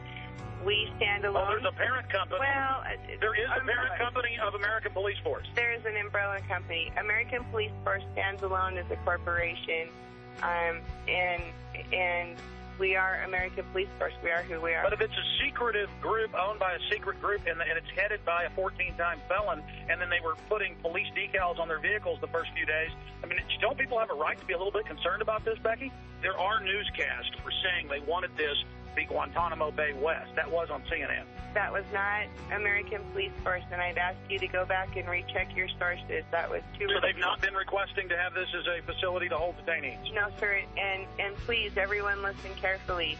Two Rivers Detention Facility will not hold Guantanamo Bay nor other multinational offenders. We're a minimum and medium. Why did I see documents on the wall, blueprints saying foreign alien detention facility? This is real. This is a ghost site / black site that we have on. This is a FEMA center they want to hold.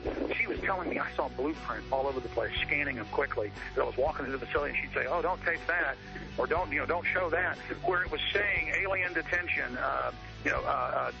troop barracks, processing facility. And she admitted they're going to do training to process people and to go out and set up checkpoints with CAT scan scanners, is the way she calls it, scan people's goods. So this is a huge processing center. I don't think she even knows everything. She seems pretty freaked out. She gets hired and finds out all this. And we went and interviewed bed and breakfasts, because there's hardly any hotels here. At two of the places, they said, oh, absolutely. Germans, Czechs, Brits, a lot of Serbs, really hardcore-looking people, won't pay in cash, act really suspicious. They've been here for a year. I mean, this is insane what we're dealing with up here. And they're just trying to act like it's all fine. We're not going to tell you our parent company. Everything's fine. Everything's wonderful. I mean, this is bizarro land. Well, court records from Orange County, California indicate Michael Hilton has a lengthy criminal past, including a 6-year prison sentence for a dozen counts of grand theft and other charges. And we learned just yesterday there's a warrant out for Hilton's arrest in Wyoming. American Police Force pulls out of contract negotiations with Two Rivers Authority. All right, Sarah Gravely joins us now live from the newsroom to tell us more about the latest development in this story. Sarah? Hey, Greg, Kathy. APF spokeswoman Becky Shea says it was a company decision to pull out. She says they learned things about the facility that made them lose interest in the deal.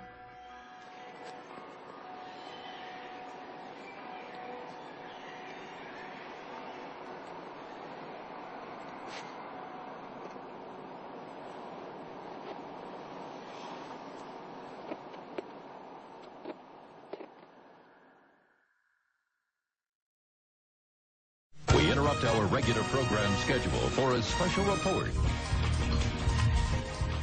Here is Wall Street Journal. KBR awarded Homeland Security contract worth up to $385 million to build 3 1 million person FEMA camps in the United States.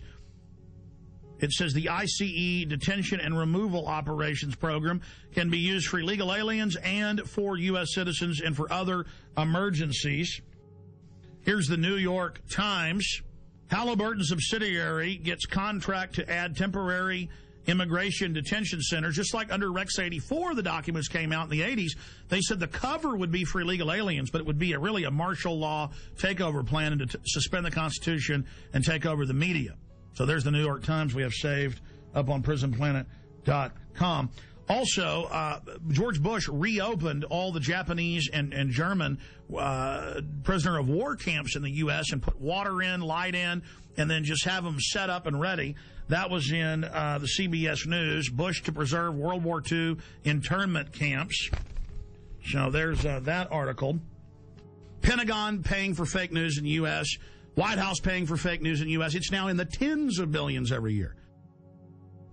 This is what's going on. The fake news reports they produced and put on radio and TV that were made by the government. I've had Congress people on talking about how it's illegal, the fake news. All of this is being done. Fake polls, everything. How are they preparing the public? When I saw this at the time, I saw Tommy Franks and Cigar Aficionado. I saw Tommy Franks on CNN, Fox, MSNBC go, gee, I'm real sorry about this, but one more big terror attack, we're going to have a military form of government and martial law. I'm real sad about that, but that's what the American people are going to demand.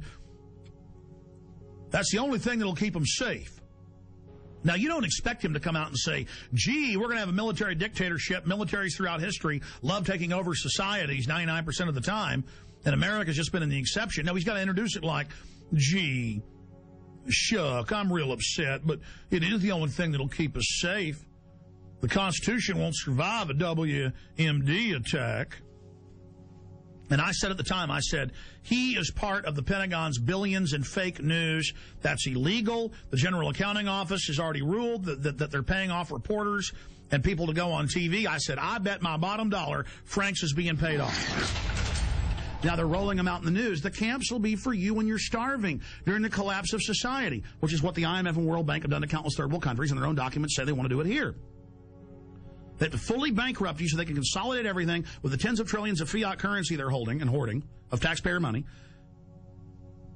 And then once the riots start, which they're trying to push, they have Zbigniew Brzezinski on MSNBC, we played that the other day, saying, I'm really worried about these bankers. They're going to cause riots nationwide.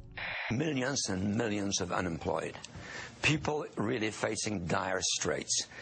And we're going to be having that for some period of time before things hopefully improve. And at the same time, there is this public awareness of this extraordinary wealth that was transferred to a few individuals. And you sort of say to yourself, what's going to happen in this society when these people are without jobs, when their families hurt, when they lose their homes and so forth? As if he isn't one of the engineers of it. See, they know they've got revolution on their hands. They know that we did our job warning the people and exposing what was happening and putting all this information out, and people found out it was true. Here it is. This is from my film, The Road to Tyranny. I have 18 hours of this. I have them training all over the country. I have them teaching police to arrest anybody with a get us out of the UN sticker. This is what's been going on. Here it is. You're damn right, because think about the Christians, okay? Do you accept Jesus Christ, your Lord and Savior? No. What did they do? They took your head off. They beheaded you if you didn't accept Jesus Christ, your Lord and Savior. See, this is reality. Yeah, they're terrorists, but the bottom line is, to them, they are not. When people are passionate about what they believe in, they become a very difficult enemy to beat. Who was the first terrorist organization in the United States? Who? Founding Fathers. You mean Thomas Jefferson? Look at this guy. He's talking about the Founding Fathers and people that are committed. He's talking about constitutional terrorists before that. The cops are so conditioned, they say, who are the terrorists? Who are the first terrorists? The Founding Fathers. They all know. They all say Founding Fathers. They've already been taught this many times. He says, that's a very difficult enemy to beat. No, you are the enemy when you become an enemy of the Bill of Rights and Constitution and let foreign bankers take us over. Play it again. The guys who we call our Founding Fathers, George Washington, Mr. Honest, who cut down a cherry tree and admitted it, is the same guy who signed death orders, if you will, on members of the British government, the British Crown, who they wanted to eliminate because politically they had influence in certain pockets of the United States, at that time the 13 colonies, and they wanted to divide and conquer. They may get a whole lot of civilians, and hey, I'm going to be honest with you, okay? If they killed 10,000 civilians tomorrow with a biological agent, that's too bad for them. You see, it was all about Bush was going to do this. No, Bush was a puppet. Just like Nixon and Carter and Reagan and Bush and Clinton and Bush and Obama, they're just puppets, and we always obsess over them, and the media acts like they're running something. It's the executive power held by the National Security Council. In fact, 3 weeks ago, they had an article about General James Jones and the National Security Council saying they've now taken over continuity of government, even from the executive and Homeland Security, and that this private group runs it all. And then General Jones was in the CFR website writing, I take all my orders from former national security heads, Henry Kissinger and the CFR. I mean, that's why in the last week there have been 4 mainstream news articles that we posted at Infowars.com and PrisonPlanet.com with Bilderberg group members like Etienne Davignon, the chairman of Bilderberg, saying, we set up the European Union, we set up the G20, we've set up the New World Order banking system. I mean, now they're openly bragging it's world government and they run it. But it is the awareness itself that will drive the change. And one of the ways it will drive the change is through global governance and global agreements. But the many business leaders who have been present here are among those taking leadership in other ways. Yet these problems can be overcome by a joint effort in and between our countries.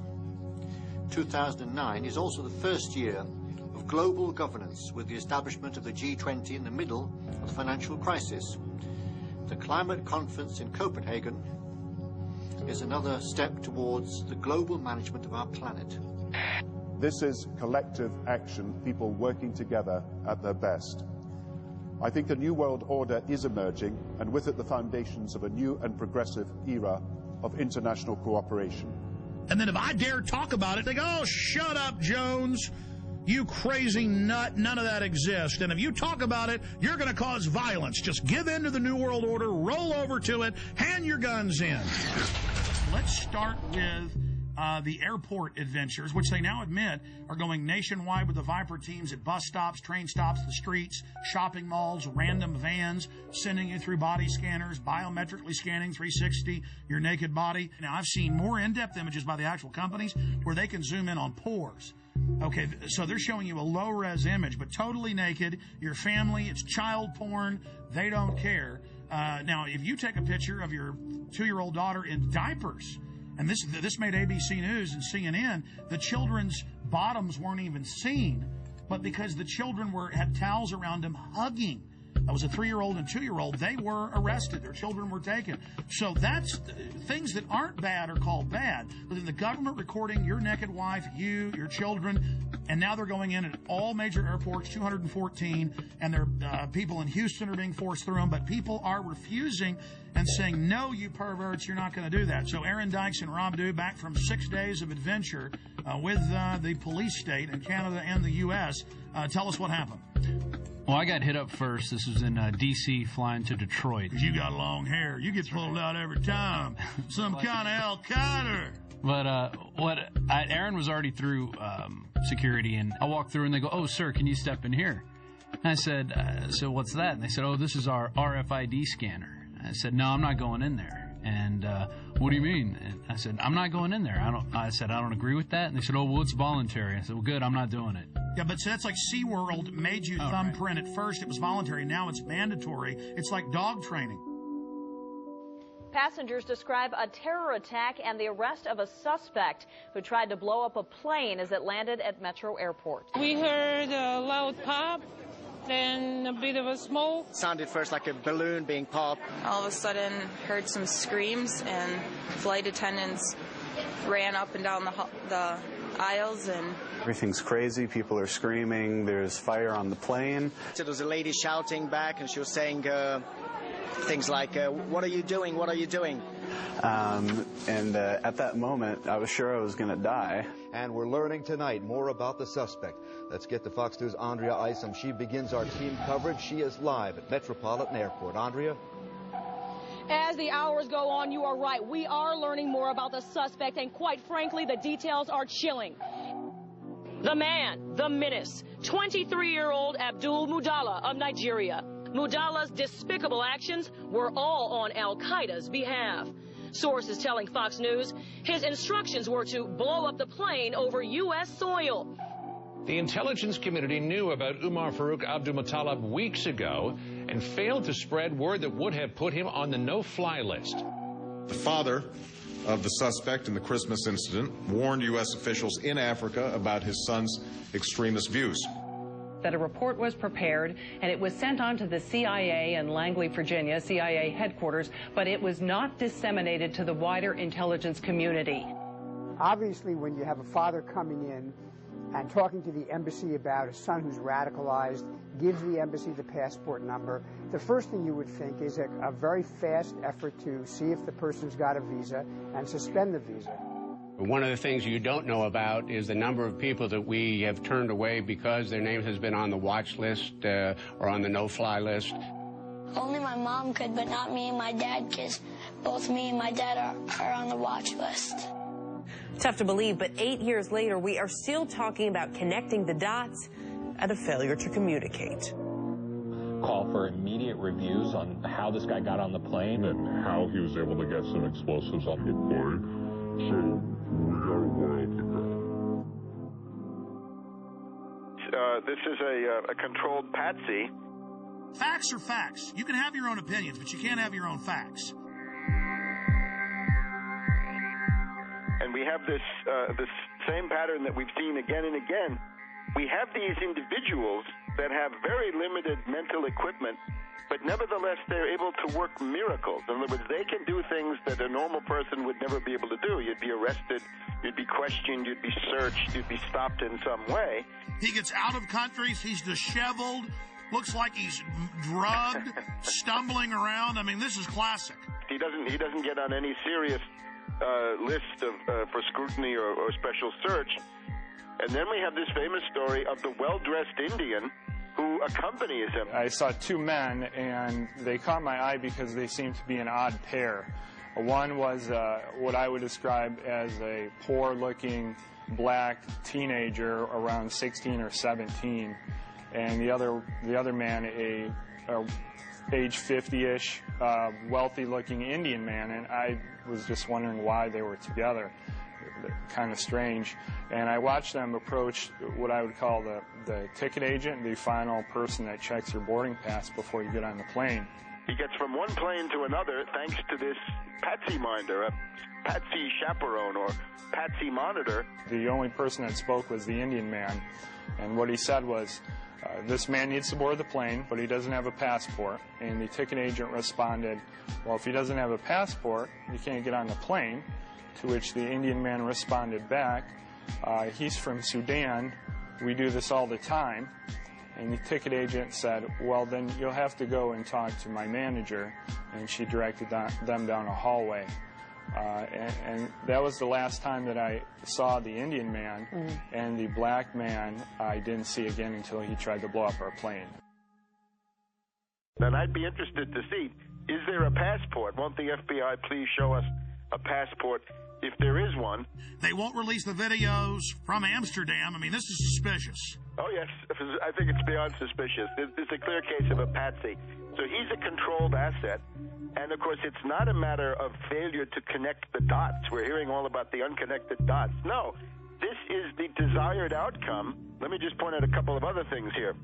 We're told that this alleged bomber, right, Knicker bomber, whatever they call him, he was in contact with this character Awlaki in Yemen. And, of course, this Awlaki, I call him Awlaki the CIA lackey. Awlaki the lackey, and remember, he's a CIA lackey. He's a double agent, a triple agent, if you want.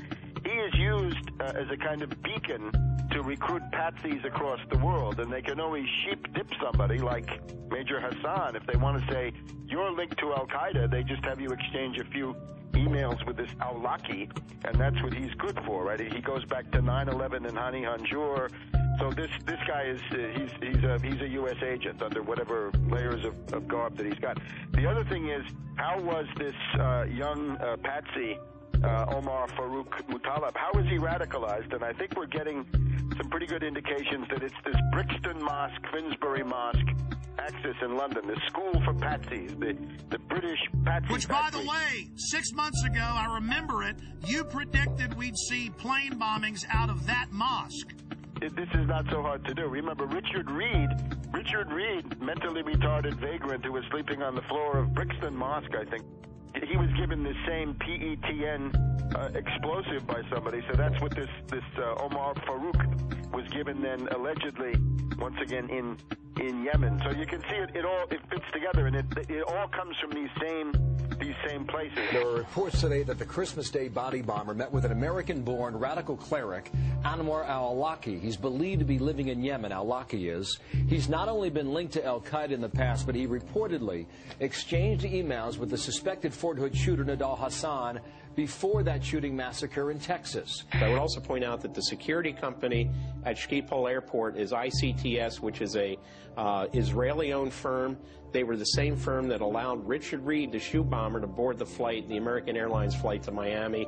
Same explosive material was found in his shoes as was found in Mr. Muttalib's underwear. They ignored the threats on purpose. Obviously, we had a lot of people sitting at home over the Christmas holidays, families gathered around a television set. Another terror attack, huge problems for travel now. When we talk about screenings at the airports and other protective mechanisms along the way, what should we be doing that clearly we're not? The scanning machines that we currently are beginning to deploy in the U.S. that would give us the ability to see what someone has concealed underneath their clothing. These body scanners are the key with, like, these different psychological syndromes where people serve the abuser. Yeah, because that's what you have to get in, as to where this is going. It's not fun. It's degradation. It's the dehumanization of the individual. So really, what they're telling you is not only do you not own your body, you own nothing. You don't even own the patents to your own genes. They're telling you you're a piece of property. What do they do when you first come into a prison? They strip you and do a medical exam to humiliate you. They hose you down in front of other prisoners, and they'll laugh at you, make jokes about you. When Aaron went through, it was even worse because I was behind him. Yeah, I went through. He told me to go through the scanner, and I said no. He said, why aren't you going to do it? I said, it violates my privacy. And this is what happened. This guy got scared. This guy was physically bigger than me. He was athletic. He started shaking when I said no. You think it doesn't matter to... Well, because it's a delusional world. He thought he'd found a real terrorist. Yeah. He was shaking, visibly shaking when I said no. And he tried to trick me to go through it again and told me they were going to body wand me, which they ended up doing. And then he tells me, oh, because I don't like it, because it violates my Fourth Amendment, I read too much. Oh, you're one of those who reads too much. And you said he put his hands on you. Oh, yeah. Oh, yeah, he grabbed When I said no, like this. He started shaking. He didn't know what to do, and then his first flinch reaction was to grab my arm and try to pull me through the scanner. It was absolutely crazy, and you got women apologizing to the agents. I'm so sorry, I forgot my mascara and my lipstick. And the Fourth Amendment says if you're going to search, you're not only going to have a warrant, you're going to say specifically what you're looking for. But it's not specific. It's liquids, it's lipstick, it could be shoes, it could be... Breaking the will of the people. The real purpose of body scanners, and you scroll down, it shows the Nazis and others strip-searching women in World War II. I'll tell you what I would do personally. I would just take photographs of all the mass graves of World War II and the Soviet Union, of all the naked bodies, and have big placards of that. Genius. And saying, we're not going to end up like this. No, thank you. Great idea, pointing out that they always strip you down before they kill you. I mean, it's a real act of submission. Do you agree with me that this, telling everyone you will be naked body scanned, is a key point in our conditioning and we must resist it? Oh, absolutely, absolutely. It's an ongoing process of personalization, dehumanization, and getting the public to accept the fact that they're nothing but cattle. Once you're on the plane, you're coming into Detroit, what happens next? The pilot comes on the speaker and he says we have 10 minutes to landing. Flight crew, take your seats and buckle up. a flight attendant walks by my seat, mumbling to herself, "Something smells like smoke." I looked up. I'm in row 27. I could see smoke coming from row 19, 8 rows up. It wasn't a lot of smoke at that time, and it looked like it was coming from the floor. So I unbuckled my seatbelt, took a few steps up the aisle to get a better look, and then it burst into flames across the floor of the seats and up the wall to the ceiling. When it burst into flames, people were screaming, "Fire, fire, terrorists, water, water, water, we need water, somebody get water." Flight attendants were screaming. The pilot comes on the intercom and says emergency landing and starts speeding up. And while this is going on, the terrorist man's being hauled off into the first class area by a couple passengers. We are 5 days into this, and we've not seen any surveillance footage. The media doesn't seem concerned about eyewitnesses seeing a man videotaping the whole flight aimed at this guy. When we first took off, I noticed about 10 seats ahead of us to the left-hand side, he had a camcorder, and I didn't think much of it. I thought maybe this was his first flight and was just excited. And then when the actual incident occurred, I looked up, and he was the only one standing and filming the entire thing. That's obviously an accomplice or a handler or something. We've got this other guy getting him through security. I mean, any other comments? When we were being detained in Detroit, we were held in an area of the baggage claim area. All the passengers from our flight, there was nobody except for some law enforcement personnel. After we had been there for about an hour, all the time with our carry-on bags, 3 bomb-sniffing dogs were brought in. One of them sat down by the bag that was brought in by the man in orange. He had an orange. He appeared to be of Indian or Pakistani or some similar descent, maybe around age 30. He was walked back to a room, not in handcuffs. He went in the door. He was in there approximately an hour. When he came out, he was handcuffed, taken away. An FBI officer came up to the group of the rest of us passengers and said the following, which is not exact, but close. "You're being moved to another area. It's not safe here. I'm sure all of you saw what just happened and can figure out why you're being moved."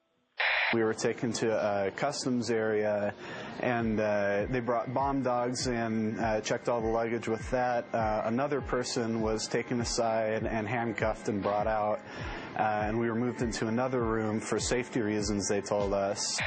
My story on this has been the same all along, and the FBI now has 5 versions of their story, which I clearly lay out with a time period and with each version, and they're not credible.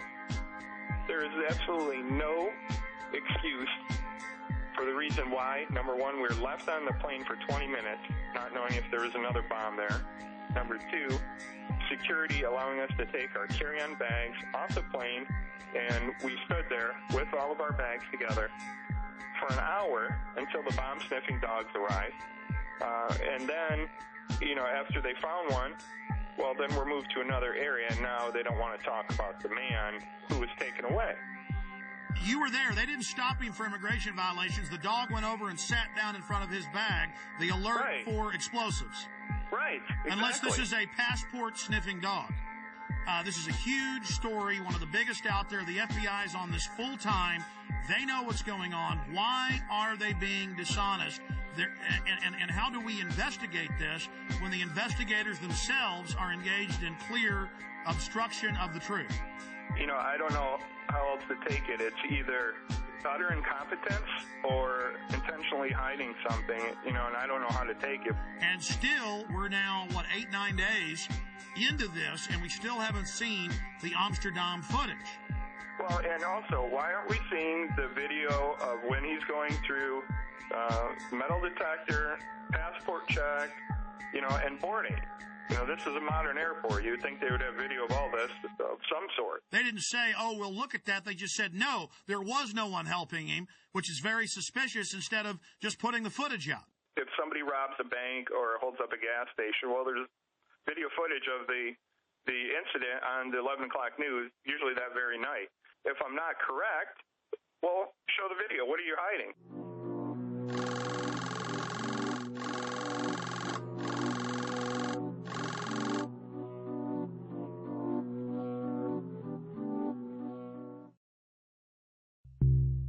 Well, now, Sunday it came out, 5 days ago, 6 days ago. Authorities were watching different Nigerian on Christmas Day flights, CNN. What a way to take a huge issue and just kind of put it out there like it's milquetoast. Okay, there was somebody else. Yeah, they did arrest him, but we're not going to talk about it. Kurt, there's a definite cover-up, and you've been vindicated in triplicate. Not only that, but I don't know if you caught the ABC News article that came out over the weekend. There were a couple sentences snuck in the bottom of this article about female suicide bombers. I don't know if you caught this. No, tell us. I'll read it to you word for word. Federal agents also tell ABC News they're attempting to identify a man who passengers said helped Abdul Muttalab change planes for Detroit when he landed in Amsterdam from Lagos, Nigeria. Authorities had initially discounted the passenger accounts, but the agents say there is a growing belief the man may have played a role to make sure Abdul Muttalab did not get cold feet. Oh my God, you've been vindicated by them on that.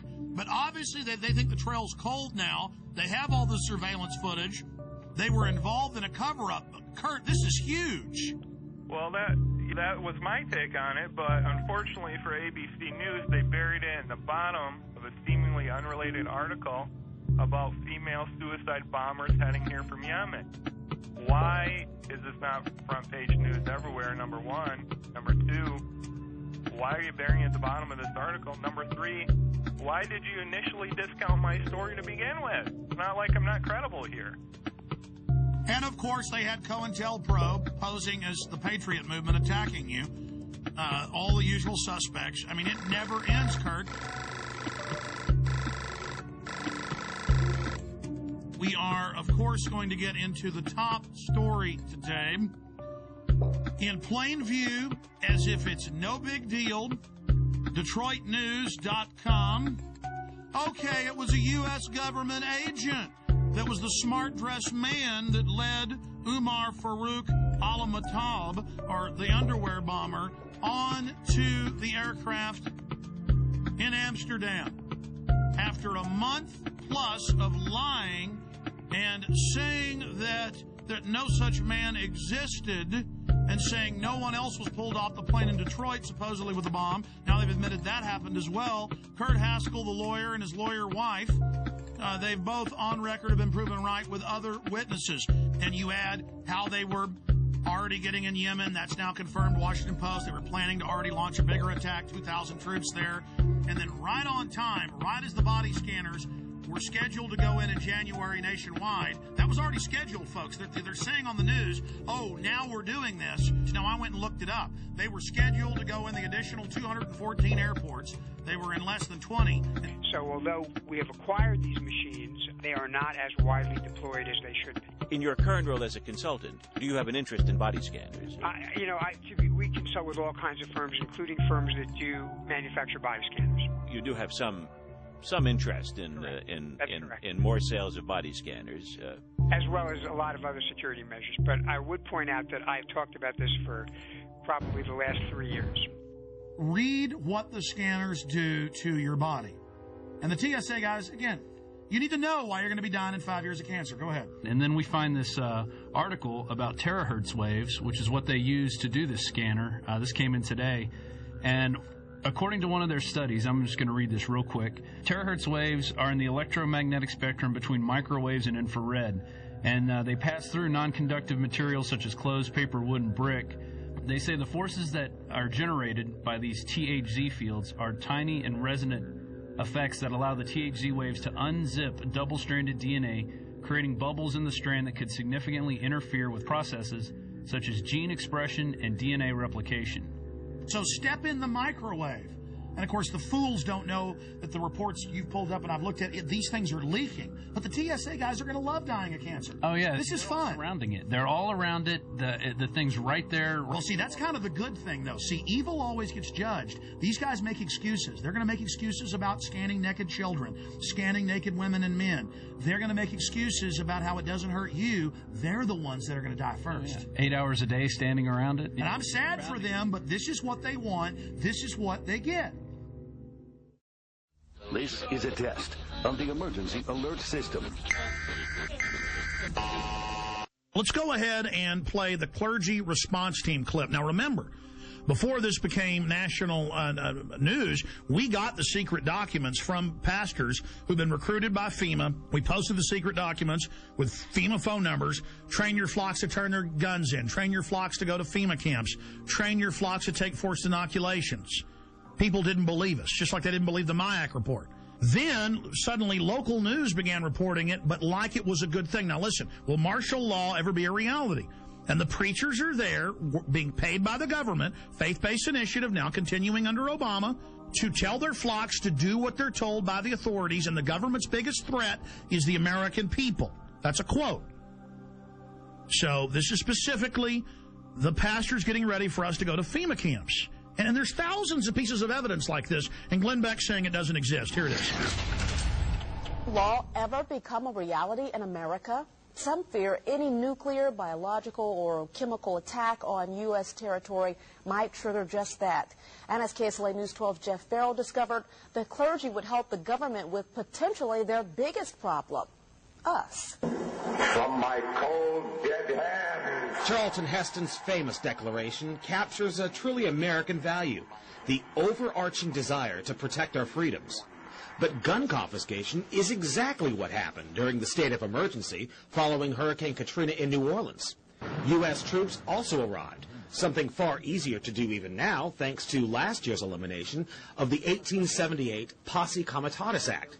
That forbid U.S. troops from policing on American soil.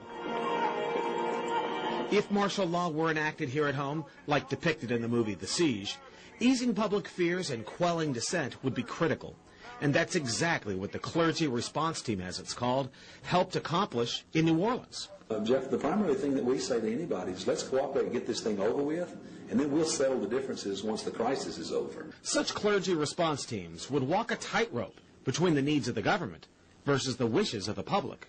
In a lot of cases, these clergy would already be known in the neighborhoods in which they're helping to defuse that situation. For the clergy, one of the biggest tools that they will have in helping calm the public down or obey the law is the Bible itself, specifically Romans 13. Because the government is established by the Lord, and that's what we believe in the Christian faith. That's what's stated in the Scripture. Civil rights advocates believe the amount of public cooperation may depend largely on how long they expect the suspension of their rights might last.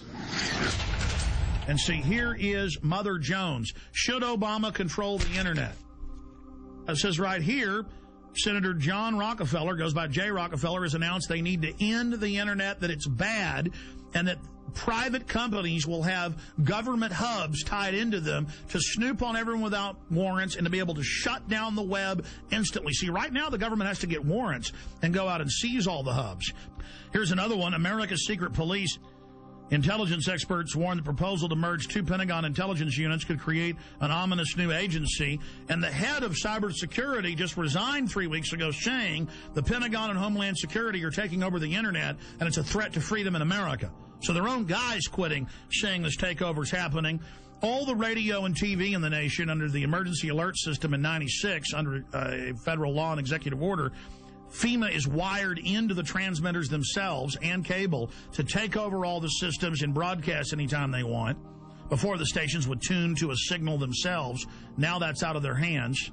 All of that's going on. So see, they've got the preachers, they've got the citizens, they've got the military prepared for martial law, and they could remotely listen to you even when the cell phone's off. That's standardized, the cell phones. And all telecommunications companies were given $9 billion total to put in whole floors for the NSA to move into. So the NSA doesn't tap the phone companies. They are the phone companies. Just like FEMA on all radio, TV, cable, you name it, is already in control with hubs at the transmitter site or at the satellite uplink site. The last piece of equipment.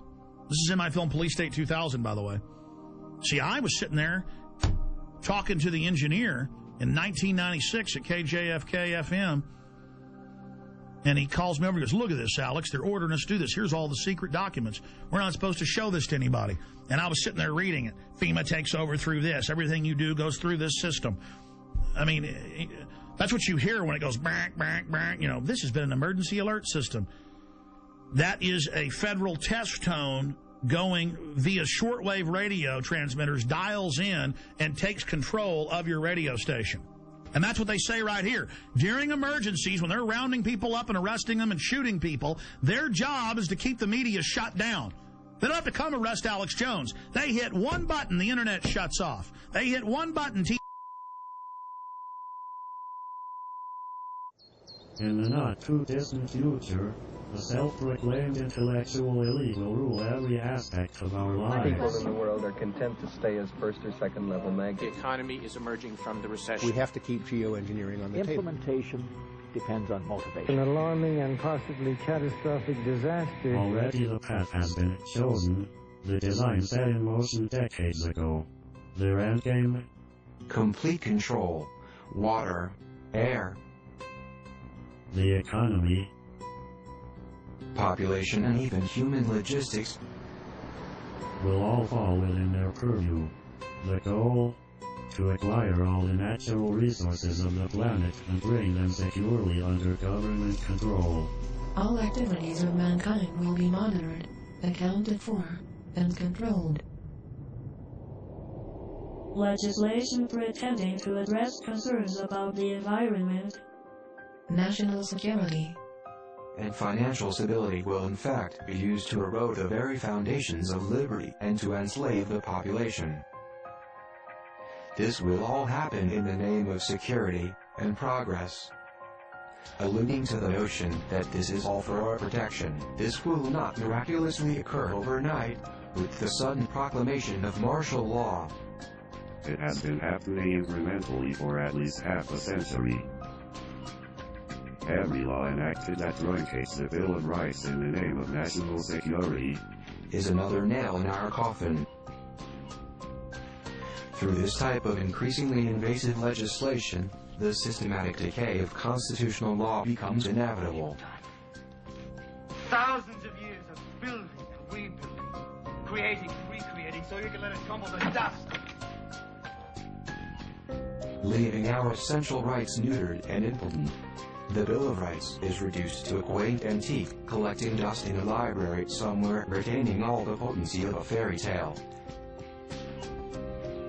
Martial law, called a more politically neutral catchphrase, is practiced with an iron fist. The implosion of the economy has begun by design. The United States dollar is under attack and losing value every day, while the cost of living continues to skyrocket. New laws that will effectively double taxes are already on the books and ready to be implemented. Nothing has been introduced to help homeowners with their now default loans. But at the same time, money is generously given to bankers who give themselves huge bonuses. During one of the worst economic downturns in history and dry up loans to small businesses. All the while, the economy spirals downward at a free fall rate. As the citizens of the United States lose their ability to take care of themselves, the government conveniently steps in to save the day. Capitalism gives way to socialism, and then without much notice, into the neo-dark ages of the one-world government-style dictatorship. Once this task has been completed and the control grid is firmly in place, they can play their final trump card. Fema camps. And by design, we will welcome the salvation with open arms. As any alternative will surely seem like suicide. Once we've been properly enslaved, they gain control over the rest of Earth's natural resources. Humanity. America, here's what you need to know tonight. I'm, basically a rodeo clown. If you have any kind of fear that we might be headed towards a totalitarian state, look at FEMA trailers, FEMA prisons, FEMA camps. I want proof. If they exist, I want pictures. I lost sleep last night worrying about this story, thinking about this story. But when I see, 9/11 victim family on television or whatever, I'm just like, oh, shut Well, up. Yesterday we talked about debunking conspiracy theories. The only thing that I answer to is myself. And I just want to be able to look at myself in the mirror and also sleep at night. Glenn Beck, a year and a half ago, said that Ron Paul supporters should be arrested and that the army should be used against them and that they were dangerous terrorists.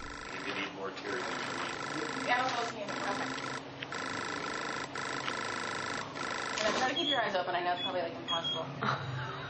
Or that's what I'd have you believe. You know, it took me about a year to start hating the 9/11 victims' families. I don't hate all of them. I hate probably about 10 of them. Any of these 9/11 truthers, who I've been telling you for years, are dangerous. Guy Fawkes. This guy was a British terrorist who tried to overthrow the government by blowing up Parliament and killing everybody in it. Paul's supporters called the donations, and I'm quoting, a money bomb. It's really not the way I would go, you know, tying my movement in with a historical terrorist attack. You're right. There's a strain of isolationism and anarchy in the American tradition, which Ron Paul is tapping into. I think it's very significant that he chose Guy Fawkes. There are plenty of, unfortunately, libertarian websites which are indistinguishable from the anti-American left these days. Yes. Totally in bed with the Islamo-fascists and have turned against this country. Turned against this country. This country. Where am I wrong? The Ron Paul Revolution. I think it's meant to be a catchy slogan, but I fear some of his fringe supporters are taking the word revolution too literally. What Glenn Beck is saying is a talking point being given out to the media. And this is going to drive the conspiracy theorists crazy. Let me out. I have this. They're making me say this. Help. Because we were seeing Bill O'Reilly and Sean Hannity say it. We were seeing CNN hosts say it. We were seeing Joe Scarborough say it. And I said, that's a talking point.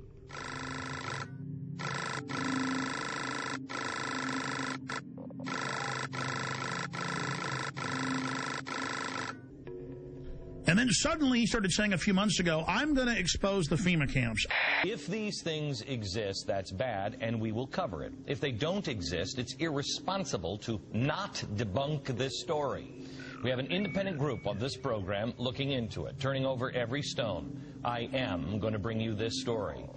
He announced a few weeks ago, I'm going to have Popular Mechanics, the yellow journalist, on to debunk all of this. So I asked James from Popular Mechanics to do an investigation on several projects. The first one is the FEMA camp. Yes, and so we put a reporter on this, and what's so interesting here, we're waiting to really do a definitive deep dig on this. We don't like to just come out and say, oh, we've debunked it, you know, after we've looked at it for 2 days. And how is Glenn Beck debunking it? I had predicted tonight, we'll see if I'm right, that he will do a straw man and focus on the websites that are getting it wrong. And what we did was we looked into these claims. You know, you can't go and visit every one of the 600 sites that some of these conspiracy theorists claim. So we started looking at the ones that are most popular on the Internet. And I said, well, look out, folks. He's just trying to get your confidence to then discredit it later.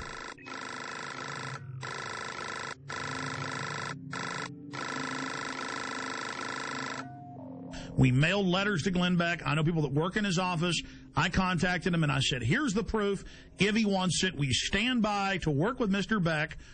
If he isn't going to come out next week and say arrest all of us, basically, like he was doing a year ago. First of all, on the FEMA prison thing, I know we've been in contact with your office, and we would appreciate any help that you have. I want to make sure we're turning over every stone on anything, because there's a lot of crazy stuff that is being said about these things. And because Beck says he's been doing months of research, and they've been having trouble finding him. He's doing research, but he can't ever bring any facts, and he makes little jokes about, ooh, the government's going to get me, or, oh, I'm being censored on Fox, and calls us conspiracy theorists. And I'm predicting Glenn Beck is going to attack us this way. They're going to show the 1990s video of the closed-down Amtrak train system up by Chicago. So we started looking at the ones that are most popular on the Internet. Okay, and let's show the video. First, show me the video that is on the Internet. This is one of the so-called, I guess, a death camp. This is something where they're showing a so-called concentration camp. These are turnstiles. This is in a secure behind the fence. I don't know how they got this video when it was behind the fence, but they went in and got this video. Like so many of these things, the truth is actually fairly evident. This is an Amtrak repair facility in Beech Grove, Indiana. The woman who made this video initially claims that it's some kind of American Auschwitz, and they've outfitted buildings with gas, and they've got these strange turnstiles. In fact, it is a repair facility. They're going to do that, and then what they're going to do is they're going to show the photos that are all over the web in Mississippi and Louisiana of mock Bosnia-Herzegovina/Kosovo training camps, because the signs are in that, Slavic language, where it has machine gun nests, checkpoints, barbed wire as a refugee camp, and they send the troops through for drills. Show me the pictures of, I think this is Camp Grayling. Do we have the picture of the watchtowers? This is pretty spooky. This is where Americans are currently being held, I believe they're saying. Well, people say all kinds of things, and these pictures have been floating around the internet for more than 10 years. Okay. In fact, Camp Grayling is the largest National Guard training facility in the U.S. They train Army, Navy, Marines, and one of the groups they train is military police. And in fact, one of the functions they train them for is handling prisoners of war in a battle zone like Iraq. And they're going to say, see, people said this was a camp. It's not really a camp. It's a place where they're doing drills. Oh, see, this is really just an Amtrak train track. We went out there, and yeah, it's got barbed wire facing in, but it's not really a camp. Do we have the video with audio? Because if we don't, I don't really care. The video with the audio about the boarded up buildings with the gas chambers. Do you have that? In yet another fenced area, we see a large warehouse building at the end, with the electronic turnstiles in front of it. Okay. That they were putting gas heaters of some sort in there. Right, and what we found out is, first of all, one of those buildings has been knocked down. The other ones were upgraded. Their heating system was obsolete, and more than 15 years ago. What am I predicting Glenn Beck's going to do tonight? What have I been predicting for weeks he's going to do? He is going to come out and say, look at this. This is just a regular prison. And they're taking photos of it and saying it's a camp. Oh, look at this. There's a kernel of truth. They have introduced a bill for during emergencies to have FEMA places for folks to go. I mean, they've got to do that, like Katrina. Oh, look at this. This is an Army training facility for a refugee camp simulation. Oh, look at what I know how they operate. I know how Popular Mechanics operates. I was right about Glenn Beck setting you up when he said he was going to expose the FEMA camps, and I said, you watch, he's going to debunk them. Well, trains, I believe Auschwitz had trains. I'm just saying, Jim. Well, once you go down that road, you can't really, if somebody's wants to be convinced of that, you can't really debunk that. I understand these people because he reads off a script, ladies and gentlemen. I know the sheet of music he's singing off of. I know the next line in the chorus. This stuff is scripted. So the establishment comes out and mixes some truth about FEMA camps and things, but then makes jokes about it, mixing it in with patriots and gun owners are dangerous. He's currently doing that. And then some of them get fooled by that. I challenge Glenn Beck. You claim you've been doing research for weeks on this and you can't sleep. Okay, buddy. Everybody's going to email you, your radio show and Fox News, the last 45-minute piece we've done.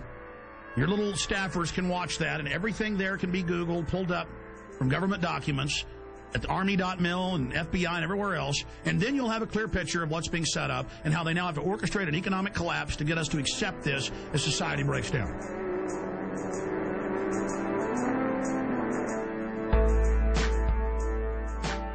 If Glenn Beck wants to know if the FEMA camps are real or not, all he has to do is go to the Army War College, the Army.mil website, the Army Times, and they say, and it's been all over the Phoenix newspapers, the police say they're ready to work with the military against the people, that their new mission is fighting the American people physically. Chaos is hanging around, from tree to the ground, and shudder from the sound. The death machine ain't slowing down. It's gaining pound for pound. A gas mask is the couture in the summer of rage. They're building mass graves within the states. You and I, they'll vaccinate. They're preparing us for an all-out police state.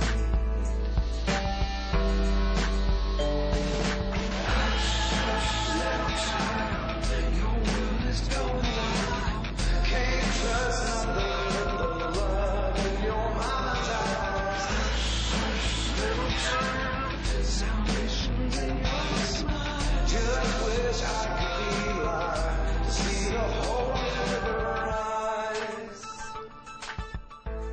They state that Congress has no authority during emergencies and the president's basically absolute dictator. When Congress wanted to see the detailed documents, they were told you're not allowed to under national security when Congress is co-equal to the president. That is dictatorship.